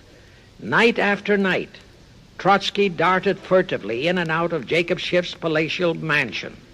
And in the dead of those same nights, there were gatherings of hoodlums of New York's Lower East Side, all of them Russian refugees, at Trotsky's headquarters, and all were going through some mysterious sort of training process. But it was all shrouded in mystery. Nobody talked, although it did leak out that Schiff was financing all of Trotsky's activities. Then suddenly Trotsky vanished. So did approximately 300 of his trained hoodlums. Actually, they were on the high seas in a Schiff-chartered ship bound for a rendezvous with Lenin and his gang in Switzerland. And on that ship was $20 million in gold, the $20 million Schiff provided to finance the Bolsheviki takeover of Russia. In anticipation of Trotsky's arrival, Lenin prepared to throw a party in his Switzerland hideaway. Men of the very highest places in the world were to be guests at that party. Among them were the mysterious Colonel Edward Mandell House, Woodrow Wilson's mentor and palsy-walsy, and more important, Schiff's special and confidential messenger. Another of the expectant guests was Warburg of the Warburg banking clan in Germany, who were financing the Kaiser, and whom the Kaiser had rewarded by making him chief of the secret police of Germany. In addition, there were the Rothschilds of London and Paris, also Litvinov, Kaganovich, Stalin, who was then head of a train and bank-robbing gang of bandits. He was known as the Jesse James of the Urals. And here I must remind that England and France were then long in war with Germany, and that on February 3, 1917, Wilson had broken off all diplomatic relations with Germany. Therefore, Warburg, Colonel House, the Rothschild, and all those others were enemies. But of course, Switzerland was neutral ground where enemies could meet and be friends, especially if they had some scheme in common. That Lenin party was very nearly wrecked by an unforeseen incident. The Schiff-chartered ship on its way to Switzerland was intercepted and taken into custody by a British warship. But Schiff quickly rushed orders to Wilson to order the British to release the ship intact with the Trotsky hoodlums and the gold. Wilson obeyed. He warned the British that if they refused to release the ship, the United States would not enter the war in April as he had faithfully promised a year earlier. The British heeded the warning. Trotsky arrived in Switzerland, and the Lenin party went off as scheduled. But they still faced what ordinarily would have been the insurmountable obstacle of getting the Lenin-Trotsky band of terrorists across the border into Russia. Well, that's where Brother Warburg, chief of the German secret police, came in. He loaded all those thugs into sealed freight cars and made all the necessary arrangement for their secret entry into Russia. The rest is history. The revolution in Russia took place, and all members of the royal Romanov family were murdered. Now, my chief objective is to establish beyond even a remote doubt that communism, so-called, is an integral part of the Illuminati's great conspiracy for the enslavement of the entire world, that communism, so-called, is merely their weapon and bogeyman word to terrify the peoples of the whole world, and that the conquest of Russia and the creation of communism was in great part organized by Schiff and the other international bankers right in our own city of New York. A fantastic story? Yes. Some might even refuse to believe it. Well, for the benefit of any doubting Thomas, I will prove it by reminding that just a few years ago, Charlie Knickerbocker, a Hearst newspaper columnist, published an interview with John Schiff, grandson of Jacob, in which young Schiff confirmed the entire story and named the figure old Jacob contributed, $20 million. If anybody still has even a remote doubt that the entire menace of communism was created by the masterminds of the great conspiracy right in our own city of New York, I will cite the following historical fact. All records show that when Lenin and Trotsky engineered the capture of Russia, they operated as heads of the Bolsheviki party. Now, Bolshevism is a purely Russian word. The masterminds realized that Bolshevism could never be sold as an ideology to any but the Russian people. So in April 1918, Jacob Schiff dispatched Colonel House to Moscow with orders to Lenin, Trotsky, and Stalin to change the name of their regime to the Communist Party and to adopt the Karl Marx Manifesto as the constitution of the Communist Party. Lenin, Trotsky, and Stalin obeyed. And that year of 1918 was when the Communist Party and the menace of communism came into being. All this is confirmed in Webster's Collegiate Dictionary, 5th edition. In short, communism was created by the capitalists. Thus, until November 11, 1918, the entire fiendish plan of the conspirators worked perfectly. All the great nations, including the United States, were war-weary, devastated, mourning their dead. Peace was the great universal desire. Thus, when it was proposed by Wilson to set up a League of Nations to ensure peace, all the great nations, with no Russian Tsar to stand in their way, jumped on that bandwagon without even stopping to read the fine print in that insurance policy. That is, all but one, the United States, the very one that Schiff and his co-conspirators least expected would balk. And that was their one fatal mistake in that early plot. You see, when Schiff planted Woodrow Wilson in the White House, the conspirators assumed that they had the United States in the proverbial bag. Wilson had been perfectly built up as a great humanitarian. He supposedly became established as a God-man with the American people. There was every reason for the conspirators to have believed that he would easily hornswoggle Congress into buying the League of Nations sight unseen, exactly as the Congress of 1945 bought the United Nations sight unseen. But there was one man in the Senate in 1918 who saw through that scheme just as the Russian Tsar did in 1814.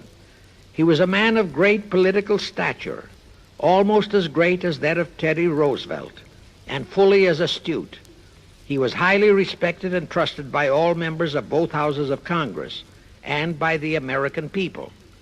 The name of that great and patriotic American was Henry Cabot Lodge, not the phony of today who called himself Henry Cabot Lodge Jr. until he was exposed.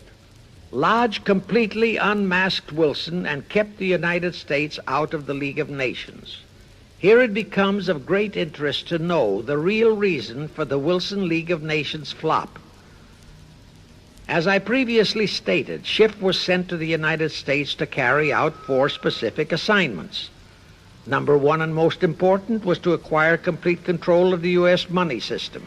Number 2, as outlined in the original Weishaupt Illuminati blueprint, he was to find the right kind of men to serve as stooges for the great conspiracy and promote them into the highest offices in our federal government, our Congress, our U.S. Supreme Court, and all federal agencies, such as the State Department, the Pentagon, the Treasury Department, etc. Number 3, destroy the unity of the American people by creating minority group strife throughout the nation, especially between the whites and blacks as outlined in Israel Cohen's book. Number 4, create a movement to destroy religion in the United States, with Christianity to be the chief target or victim.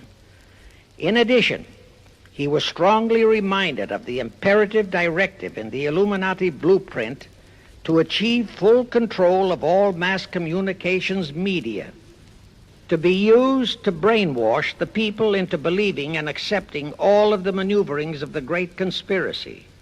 Schiff was warned that only control of the press, at that time our only mass communications media, would enable him to destroy the unity of the American people. Now then, Schiff and his co-conspirators did set up the NAACP, the National Association for the Advancement of the Colored People, in 1909.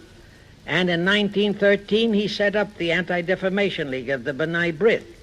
Both were to create the necessary strife.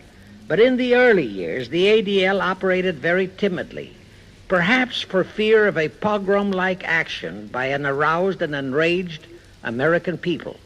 And the NAACP was practically dormant because its white leadership didn't realize that they would have to develop firebrand Negro leaders, such as Martin Lucifer King, for one, to spark the then completely satisfied and contented mass of Negroes. In addition, he, Schiff, was busy developing and infiltrating the stooges to serve in all high places in our Washington government and in the job of acquiring control of our money system and the creation of the 16th Amendment. He also was very busy with the organizing of the plot for the takeover of Russia. In short, he was kept so busy with all those jobs that he completely overlooked the supreme job of acquiring complete control of our mass communications media, That oversight was the direct cause for Wilson's failure to lure the United States into the League of Nations, because when Wilson decided to go to the people to overcome the opposition of the Lodge-controlled Senate, despite his established but phony reputation as a great humanitarian, he found himself faced by a solidly united people and by a loyal press whose only ideology was Americanism and the American way of life. At that time, due to the ineptness and ineffectiveness of both the ADL and the NAACP, there were no organized minority groups, no Negro problems, no so-called anti-Semitic problem to sway the people's thinking. There were no lefts, there were no rights, no prejudices for crafty exploitations. Thus, Wilson's League of Nations appeals fell on deaf ears. That was the end of Woodrow Wilson, the conspirator's great humanitarian. He quickly abandoned his crusade and returned to Washington, where he shortly died an imbecile brought on by syphilis. And that was the end of the League of Nations as a corridor into one world government. Of course, that debacle was a terrible disappointment to the masterminds of the Illuminati conspiracy. But they were not discouraged. As I have previously stressed, this enemy never quits. They simply decided to reorganize and try from scratch again. By this time, Schiff was very old and slow. He knew it.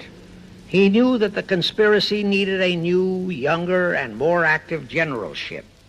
So, on his orders, Colonel House and Bernard Baruch organized and set up what they called the Council on Foreign Relations, the new name under which the Illuminati would continue to function in the United States.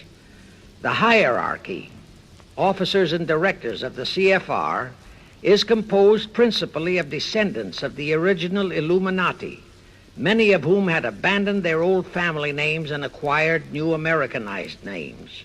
For one example, we have Dillon, who was Secretary of Treasury of the United States, whose original name was Lepowski. Another example is Paley, head of the CBS TV channel, whose true name is Polinsky.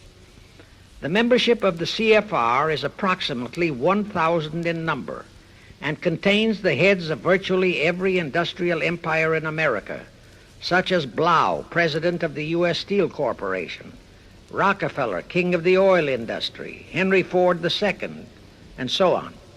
And, of course, all the international bankers, also the heads of the tax-free foundations, are officers and or active CFR members.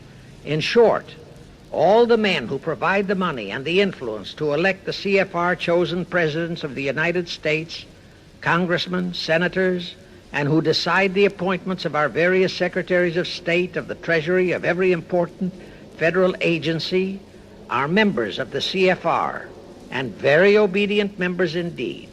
Now, just to cement that fact, I will mention the names of a few of the United States presidents who were members of the CFR. Franklin Roosevelt, Herbert Hoover, Dwight D. Eisenhower, Jack Kennedy.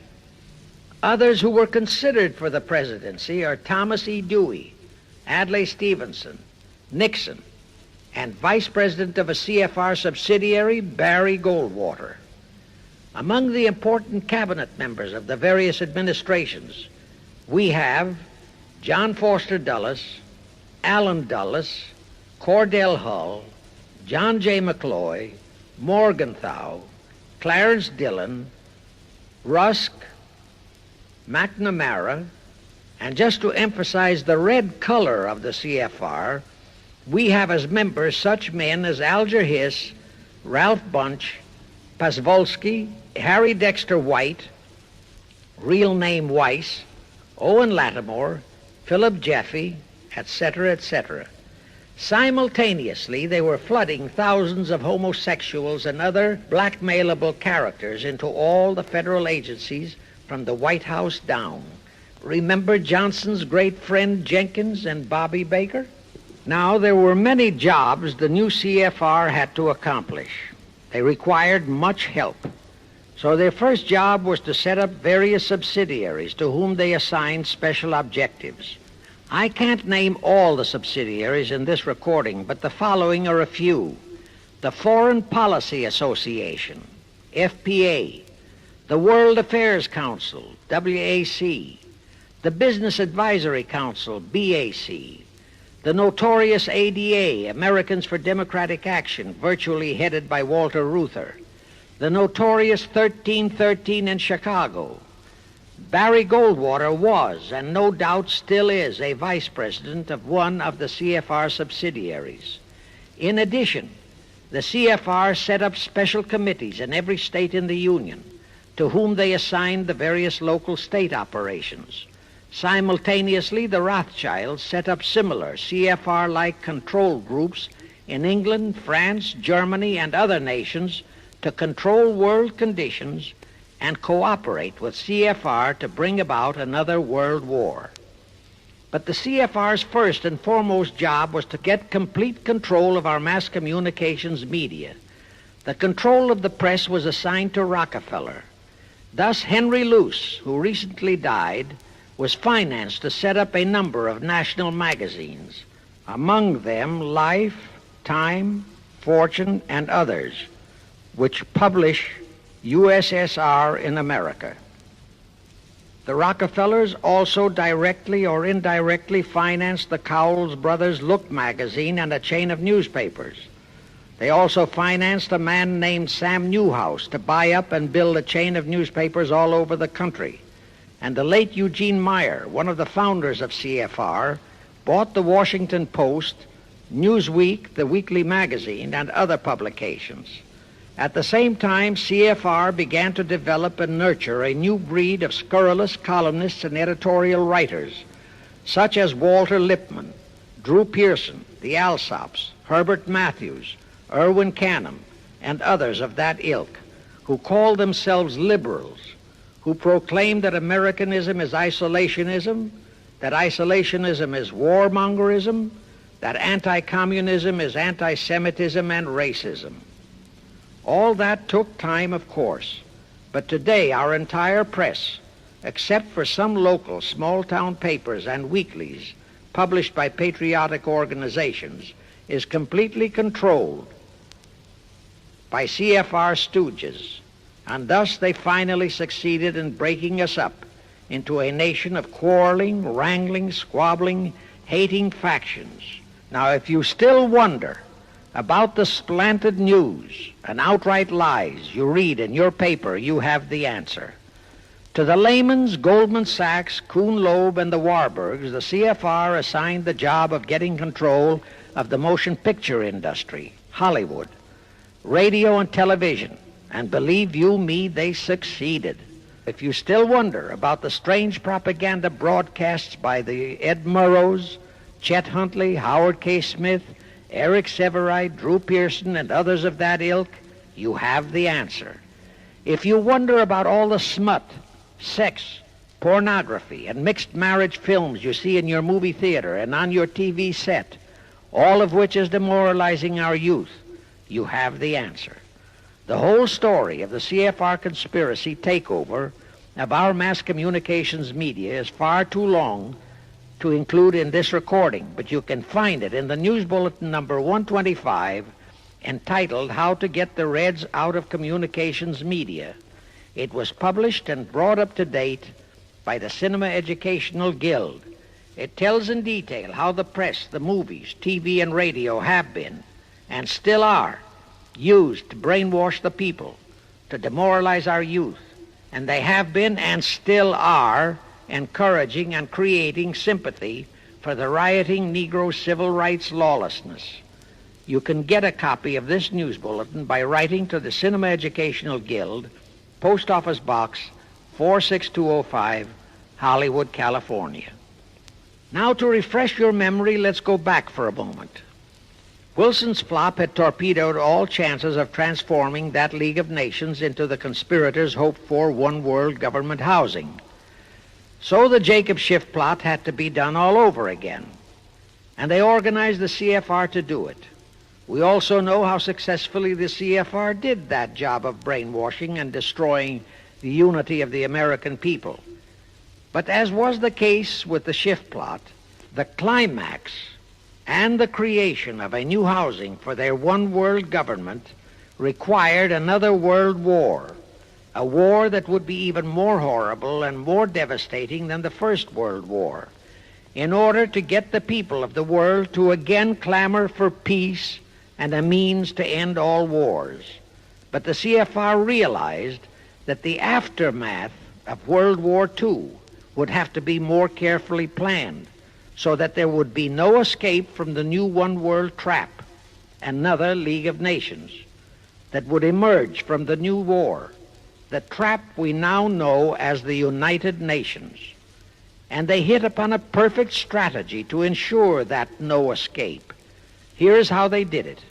In 1943, in the midst of the war, they prepared the framework for the United Nations, and it was handed over to Roosevelt and our State Department to be given birth by Alger Hess, Pasvolsky, Dalton Trumbo, and other American traitors, thus making the whole scheme a United States baby. Then to fix our parenthood, New York City was to become the nursery for the monstrosity. After that, we could hardly walk out on our own baby, now could we? Anyway, that's how the conspirators figured it would work, and so far it has. And the liberal Rockefeller donated the land for the United Nations building. The United Nations Charter was written by Alger Hess, Pasvolsky, Dalton Trumbo, and other CFR stooges. A phony so-called UN conference was set up in San Francisco in 1945. All the so-called representatives of 50-odd nations gathered there, promptly signed the charter, and the despicable traitor Alger Hess flew to Washington with it, elatedly submitted it to our Senate, and the Senate, elected by our people to safeguard our security, signed the charter without so much as reading it. The question is, how many of our senators were even then traitorous stooges of the CFR? Anyway, it was thus that the people accepted the United Nations as a holy of holies and enabled traitor Earl Warren to virtually destroy our Constitution by basing all his traitorous decisions on the UN Charter, thus making that charter virtually our law of the land. However, for all the dirty work that had to be done to solidify the UN, the new housing of the One World plot, they still required the aid of our leaders in Washington. So now I will emphasize the fiendish cleverness of the CFR masterminds. To the vast majority of the American people, our foreign policy for many years has been a complete enigma. Most of us simply can't understand why this great nation is seemingly floundering so helplessly in the art of diplomacy. We can't understand why our leaders are seemingly so confused and bewildered in all their dealings with Moscow, France, and other nations, and with the UN. We always hear them proclaiming that in view of our overwhelming economic and military superiority, we must always lead from strength. Yet at all the summit meetings and conferences, they cringe and stammer and stutter, and so to speak, come out with their tails between their hind legs. We can't understand the foreign aid to Tito, an avowed enemy, to Poland, an avowed enemy, to all the avowed communist nations. We can't understand why the expenditure of hundreds of billions of dollars has failed to slow down, let alone stop, the march of communism. We are perplexed by the seeming ineptness of the State Department, the Defense Department, the CIA, the USIA, of all our federal agencies. Again and again and again we have been startled, shocked, bewildered, and horrified by their mistakes in Berlin, in Korea, in Laos, in Katanga, in Cuba, in Vietnam. Mistakes that always favor the enemy, never the United States. Under the law of averages, they should have made at least one or two mistakes in our favor, but they never did. What's the answer? The answer is the CFR and the parts played by their subsidiaries and stooges in Washington. Thus we know that complete control of our foreign relation policy is the key to the success of the entire Illuminati one-world plot. Here is the further proof.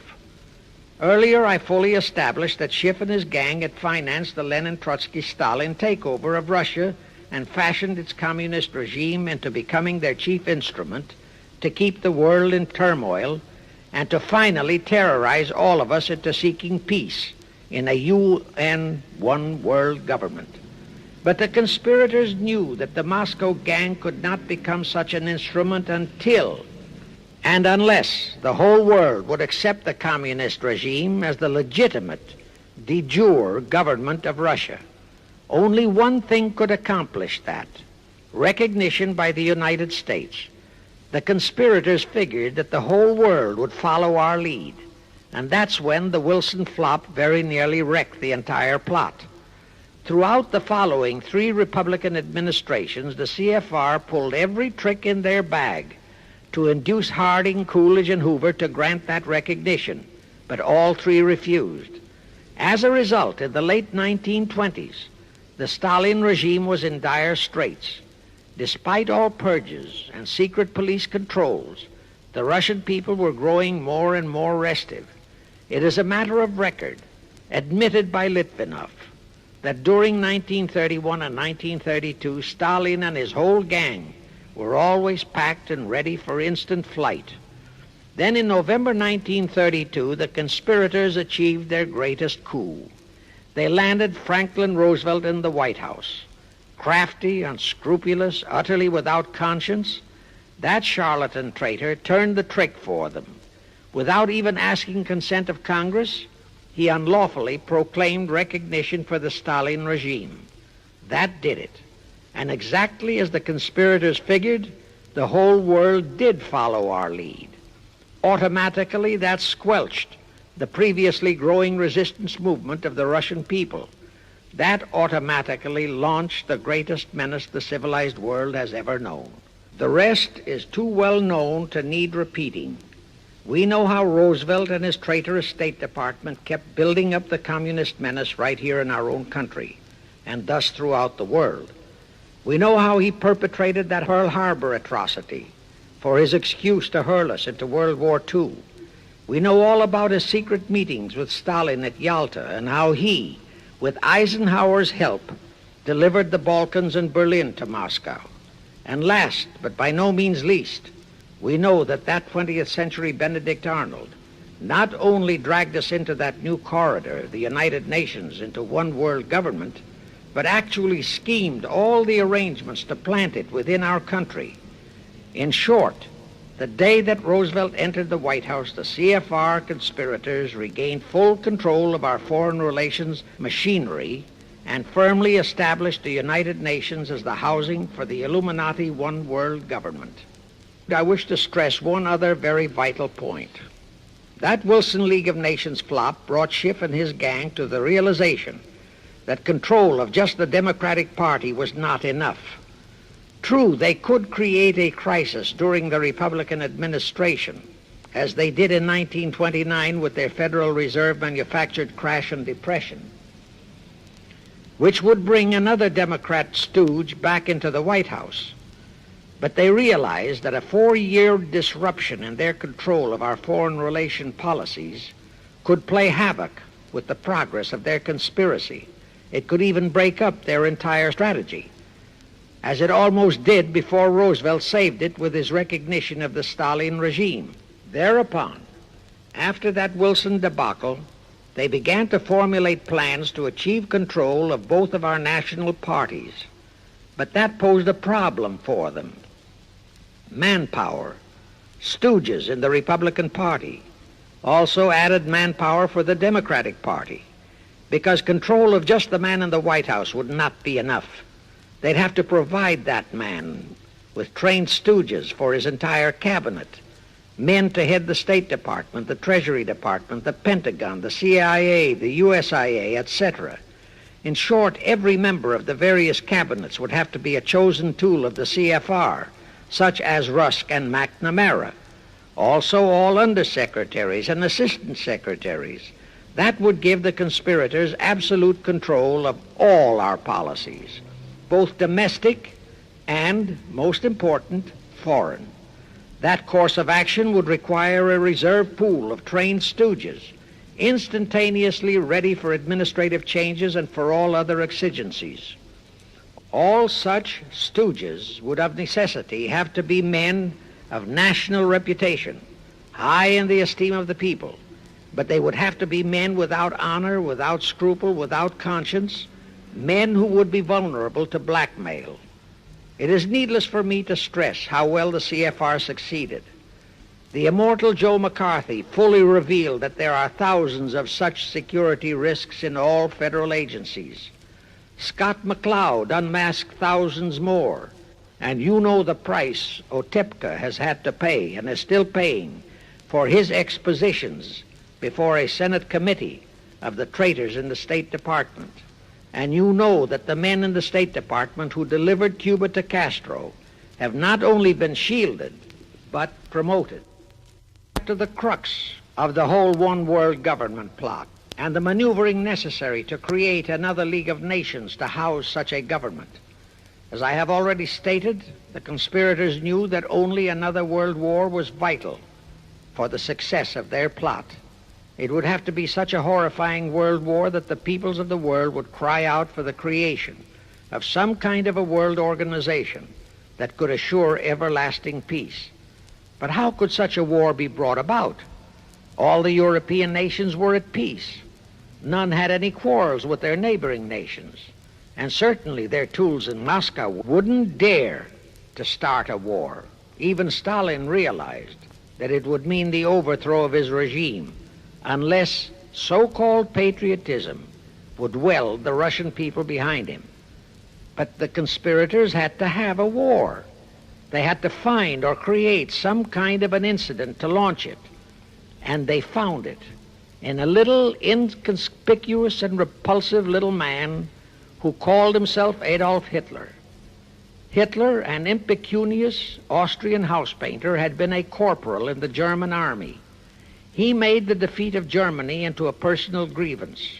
He began to rabble-rouse about it in the Munich, Germany area. He began to spout about restoring the greatness of the German Empire and the might of the German soldiery. He advocated the restoration of the old German military to be used to conquer the whole world. Strangely enough, Hitler, the little clown that he was, could deliver a rabble-rousing speech, and he did have a certain kind of magnetism. But the new authorities in Germany didn't want any more wars, and they promptly threw the obnoxious Austrian house painter into a prison cell. Aha! Here was the man, decided the conspirators, who, properly directed and financed, could be the key to another world war. So while he was in prison, they had Rudolf Hess and Goering write a book which they titled Mein Kampf and attributed the authorship to Hitler, exactly as Litvinov wrote Mission to Moscow and attributed the authorship to Joseph Davies, then our ambassador to Russia and a stooge of the CFR. In Mein Kampf, Hitler, the pseudo-author, outlined his grievances and how he would restore the German people to their former greatness. The conspirators then arranged for a wide circulation of the book among the German people in order to arouse a fanatical following for him. On his release from prison, also arranged by the conspirators, they began to groom him and finance him to travel to other parts of Germany to deliver his rabble-rousing speeches. Soon he gathered a growing following among other veterans of the war, and that soon spread to the masses, who began to see in him a savior for their beloved Germany. Then came his leadership of what he called his Brown Shirt Army and the March on Berlin. That required a great deal of financing, but the Rothschilds, the Warburgs, and others of the conspirators provided all the money he needed. Gradually, Hitler became the idol of the German people, and then they overthrew the von Hindenburg government, and Hitler became the new Führer. But that still was no reason for a war. The rest of the world watched Hitler's rise, but saw no reason to interfere in what was distinctly a domestic condition within Germany. Certainly none of the other nations felt it was a reason for another war against Germany, and the German people were not yet incited into enough of a frenzy to commit any acts against any neighboring nation, not even against France, that would lead to a war. The conspirators realized they would have to create such a frenzy that would cause the German people to throw caution to the winds and at the same time horrify the whole world. And incidentally, Mein Kampf was actually a follow-up of Karl Marx's book, A World Without Jews. The conspirators suddenly remembered how the Schiff Rothschild gang had engineered the pogroms in Russia, which slaughtered many, many thousands of Jews and created a worldwide hatred for Russia. And they decided to use that same unconscionable trick to inflame the new Hitler-led German people into a murderous hatred of the Jews. Now, it is true that the German people never had any particular affection for the Jews, but neither did they have an ingrained hatred for them. Such a hatred would have to be manufactured, so Hitler was used to create it. This idea more than appealed to Hitler. He saw in it the grisly gimmick to make him the God-man of the German people. Thus, craftily inspired and coached by his financial advisors, the Warburgs, Rothschilds, and all the Illuminati masterminds, he blamed the Jews for the hated Versailles Treaty and for the financial ruination that followed the war. The rest is history. We know all about the Hitler concentration camps and the incineration of hundreds of thousands of Jews, not the 6 million, nor even the 600,000 claimed by the conspirators, but it was enough. And here let me reiterate how little the internationalist bankers, the Rothschilds, Schiffs, Lehmans, Warburgs, Baruchs, care about their racial brethren who were the victims of their nefarious schemes. In their eyes, the slaughter of the several 100,000 innocent Jews by Hitler didn't bother them at all. They considered it a necessary sacrifice to further their Illuminati one-world plot, just as the slaughter of the many millions in the wars that followed was a similar necessary sacrifice. And here is another grisly detail about those concentration camps. Many of the Hitler soldier executioners in those camps had previously been sent to Russia to acquire their arts of torture and brutalization so as to emphasize the horrors of the atrocities. All this created a new worldwide hatred for the German people, but it still did not provide a cause for war. Thereupon Hitler was incited to demand the Sudetenland. You remember how Chamberlain and the then diplomats of Czechoslovakia and France surrendered to that demand. That led to further Hitlerian demands for territories in Poland and in the French Saar territories. Those demands were rejected. Then came his pact with Stalin. Hitler had been screaming hatred against communism. Oh, how he ranted against communism.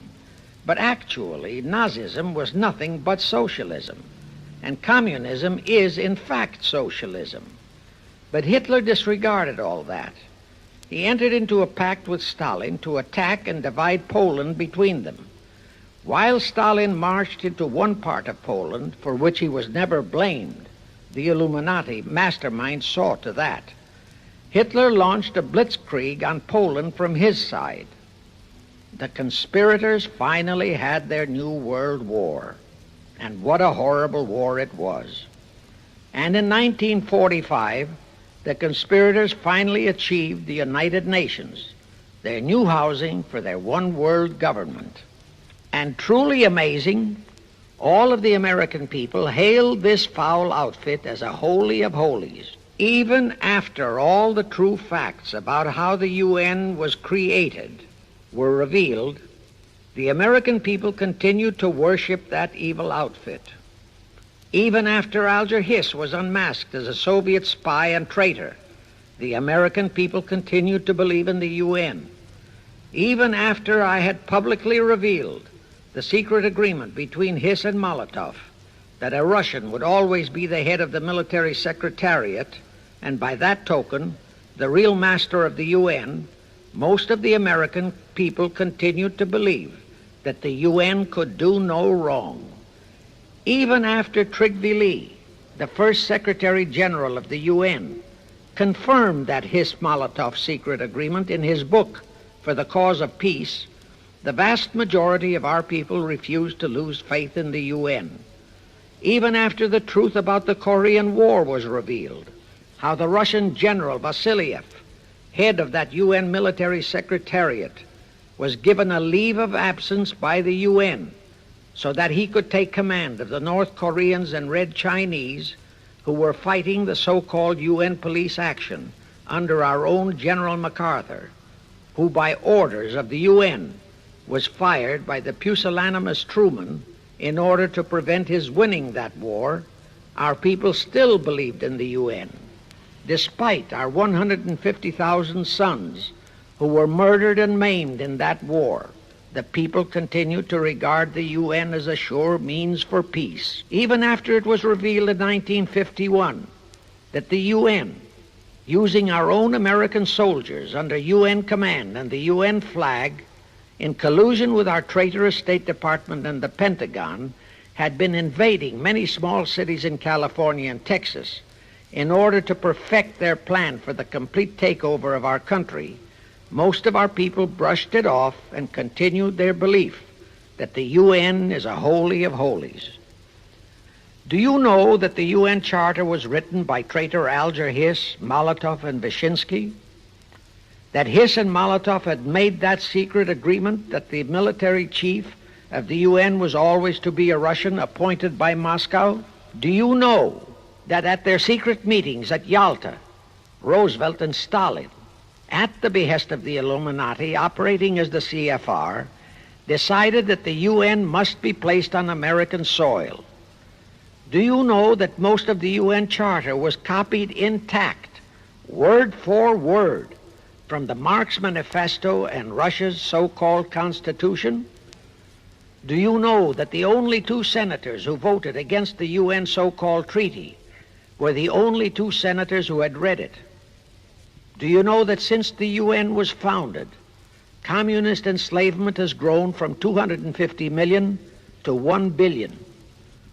Do you know that since the UN was founded to ensure peace, there have been at least 20 major wars incited by the UN, just as they are now inciting a war against Little Rhodesia? Do you know that under the UN setup, the American taxpayers have been forced to make up the UN Treasury deficit of many millions of dollars because of Russia's refusal to pay her share? Do you know that the UN has never passed a resolution condemning Russia or her so-called satellites, but always condemns our allies? Do you know that J. Edgar Hoover said, "The overwhelming majority of the communist delegations to the UN are espionage agents"? And now, 66 senators voted for a consular treaty to open our entire country to Russian spies and saboteurs. Do you know that the UN helps Russia's conquest of the world by preventing the free world from taking any action whatsoever except to debate each new aggression in the UN General Assembly? Do you know that at the time of the Korean War, there were 60 nations in the UN, yet 95% of the UN forces were our American sons, and practically 100% of the cost was paid by the United States taxpayers? And surely you know that the UN policy during the Korean War was to prevent us from winning that war. Do you know that all the battle plans of General MacArthur had to go first to the UN to be relayed to Vasiliev, commander of the North Koreans and Red Chinese, and that any future wars fought by our sons under the UN flag would have to be fought under the control of the UN Security Council. Do you know that the UN has never done anything about the 80,000 Russian Mongolian troops that occupy Hungary? Where was the UN when the Hungarian freedom fighters were slaughtered by the Russians? Do you know that the UN and its peace army turned the Congo over to the communists? Do you know that the UN's own so-called peace force was used to crush, rape, and kill the white anti-communists in Katanga? Do you know that the UN stood by and did nothing while Red China invaded Laos and Vietnam? That it did nothing while Nehru invaded Goa and other Portuguese territories? Do you know that the UN was directly responsible for aiding Castro? That it does absolutely nothing about the many thousands of Cuban youngsters who are shipped to Russia for communist indoctrination? Do you know that Adlai Stevenson, of all people, said the free world must expect to lose more and more decisions in the UN? Do you know that the UN openly proclaims that its chief objective is one world government, which means one world laws, one world court, one world army, one world navy, one world air force, one world schools, and a one world church in which Christianity would be prohibited? Do you know that a UN law has been passed to disarm all American citizens and to transfer all our armed forces to the UN? Such a law was secretly signed by Saint Jack Kennedy in 1961. Do you realize how that fits in with Article 47, Paragraph 3 of the UN Charter, which states, I quote, "The Military Staff Committee of the UN shall be responsible through the Security Council for the strategic direction of all armed forces placed at the disposal of the Security Council," unquote. And when and if all our armed forces are transferred to the UN, your sons would be forced to serve and die under UN command all over the world. This will happen unless you fight to get the U.S. out of the UN. Do you know that Congressman James B. Utt has submitted a bill to get the U.S. out of the UN and a resolution to prevent our president from forcing us to support the UN embargoes on Rhodesia? Well, he has, and many people all over the country are writing to their representatives to support the Utt bill and resolution. And did you know that to offset the Utt bill and resolution, 50 congressmen, spearheaded by Schweiker and Moorhead of Pennsylvania, have introduced a bill to immediately transfer all our armed forces to the UN? Can you imagine such brazen treason? Is your congressman one of those 50 traitors? Find out and take immediate action against him, and help Congressman Utt. Now, do you know that the National Council of Churches passed a resolution in San Francisco which states that the United States will soon have to subordinate its will to that of the UN, and that all American citizens must be prepared to accept it? Is your church a member of the National Council of Churches? In connection with that, bear in mind that God is never mentioned in the UN Charter, and their meetings are never opened with prayer. The creators of the UN stipulated in advance that there should be no mention of God or Jesus Christ in the UN Charter or in its UN headquarters. Does your pastor subscribe to that? Find out. Furthermore, do you know that the great majority of the so-called nations in the UN are anti-Christianity? That the UN is a completely godless organization by orders of its creators, the CFR Illuminati. Now, Have you heard enough of the truth about the Illuminati's United Nations? Do you want to leave your sons and our precious country to the unholy mercy of the Illuminati's United Nations? If you don't, write, telegraph, or phone your representatives and senators that they must support Congressman Utt's bill to get the U.S. out of the UN and the UN out of the U.S. Do it today, now, before you forget. It is the only salvation for your sons and for our country. Now I have one more vital message to deliver. As I told you, one of the 4 specific assignments Rothschild gave Jacob Schiff was to create a movement to destroy religion in the United States, with Christianity to be the chief target.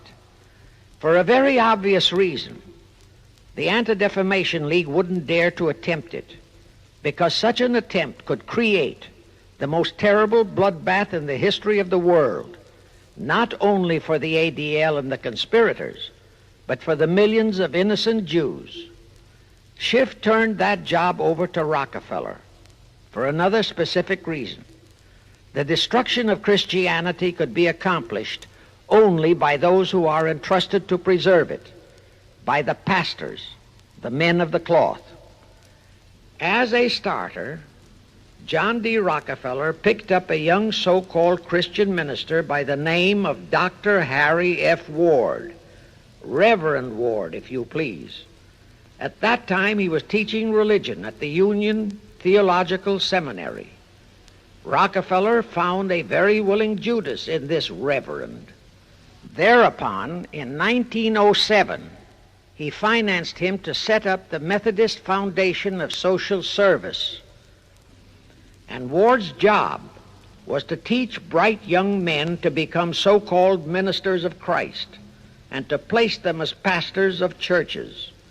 While teaching them to become ministers, the Reverend Ward also taught them how to very subtly and craftily preach to their congregations that the entire story of Christ is a myth, to cast doubts on the divinity of Christ, to cast doubts about the Virgin Mary. In short, to cast doubts on Christianity as a whole. It was not to be a direct attack, but much of it by crafty insinuation that was to be applied in particular to the youth in the Sunday schools. Remember Lenin's statement, "Give me just one generation of youth and I'll transform the whole world." Then, in 1908, the Methodist Foundation of Social Service, which incidentally was America's first Communist Front organization, changed its name to the Federal Council of Churches. By 1950, the Federal Council of Churches was becoming very suspect. So in 1950, they changed the name to the National Council of Churches. Do I have to tell you more about how this National Council of Churches is deliberately destroying faith in Christianity? I don't think so. But this I will tell you. If you are a member of any congregation whose pastor and church are members of this Judas organization, your contributions are helping the Illuminati's plot to destroy religion and your faith in God and Jesus Christ.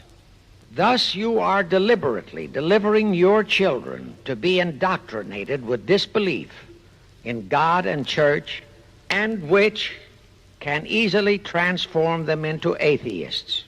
Find out immediately if your church is a member of the National Council of Churches, and for the love of God and your children, if it is, withdraw from it at once. However, let me warn you, that same destroy religion process has been infiltrated into other denominations. If you have seen the Negro March on Selma and other such demonstrations, you have seen how the Negro mobs are led and encouraged by ministers and even Catholic priests and nuns who march along with them. As a matter of fact, the Mormon Church is about the only one I know of that is clean of that kind of Judas infiltration. But of course, There are many individual churches and pastors who are honest and sincere. Find one such for yourself and for your children. Incidentally, this same Reverend Harry F. Ward was also one of the founders of the American Civil Liberties Union, a notorious pro-communist organization. He was the actual head of it from 1920 to 1940. He also was a co-founder of the American League Against War and Fascism, which, under Browder, became the Communist Party of the United States. In short, Ward's entire background reeked of communism, and he was identified as a member of the Communist Party. He died a vicious traitor to both his church and country. And this was the man old John D. Rockefeller picked and financed to destroy America's Christian religion, in accordance with the orders given to Schiff by the Rothschilds. In conclusion, I have this to say. You probably are familiar with the story of how one Dr. Frankenstein created a monster to do his will of destroying his chosen victims, but how instead, in the end, that monster turned on his own creator, Frankenstein, and destroyed him. Well, the Illuminati, CFR, has created a monster called the United Nations, who, supported by their minority groups, rioting Negroes, the traitorous mass communications media, and the traitors in Washington, was created to destroy the American people. Well, we know all about that many-headed Hydra monster. We know the names of those who created that monster. We know all their names. And I predict that one fine day the American people will come fully awake and cause that very monster to destroy its creator. True, the majority of our people are still being brainwashed, deceived, and deluded by our traitorous press, TV, and radio, and by our traitors in Washington. But surely, by now, enough is known about the UN to stamp that outfit as a deadly, poisonous rattlesnake in our midst. My only wonder is what it will take to awaken and arouse our people to the full truth. Perhaps this record will do it. 100,000 or 1,000,000 copies of this record can do it. I pray to God it will, and I pray to Him to inspire you, all of you, to spread this story via this record to all loyal Americans in your community. You can do it by playing it to study groups assembled in your homes, at meetings of the American Legion, the VFW, the DAR, all other civic groups and women's clubs, especially the women's clubs who have their sons' lives at stake. With this record, I have provided you with the weapon that will destroy the monster. For the love of God, of our country, and of your children, use it. Get a copy of it into every American home.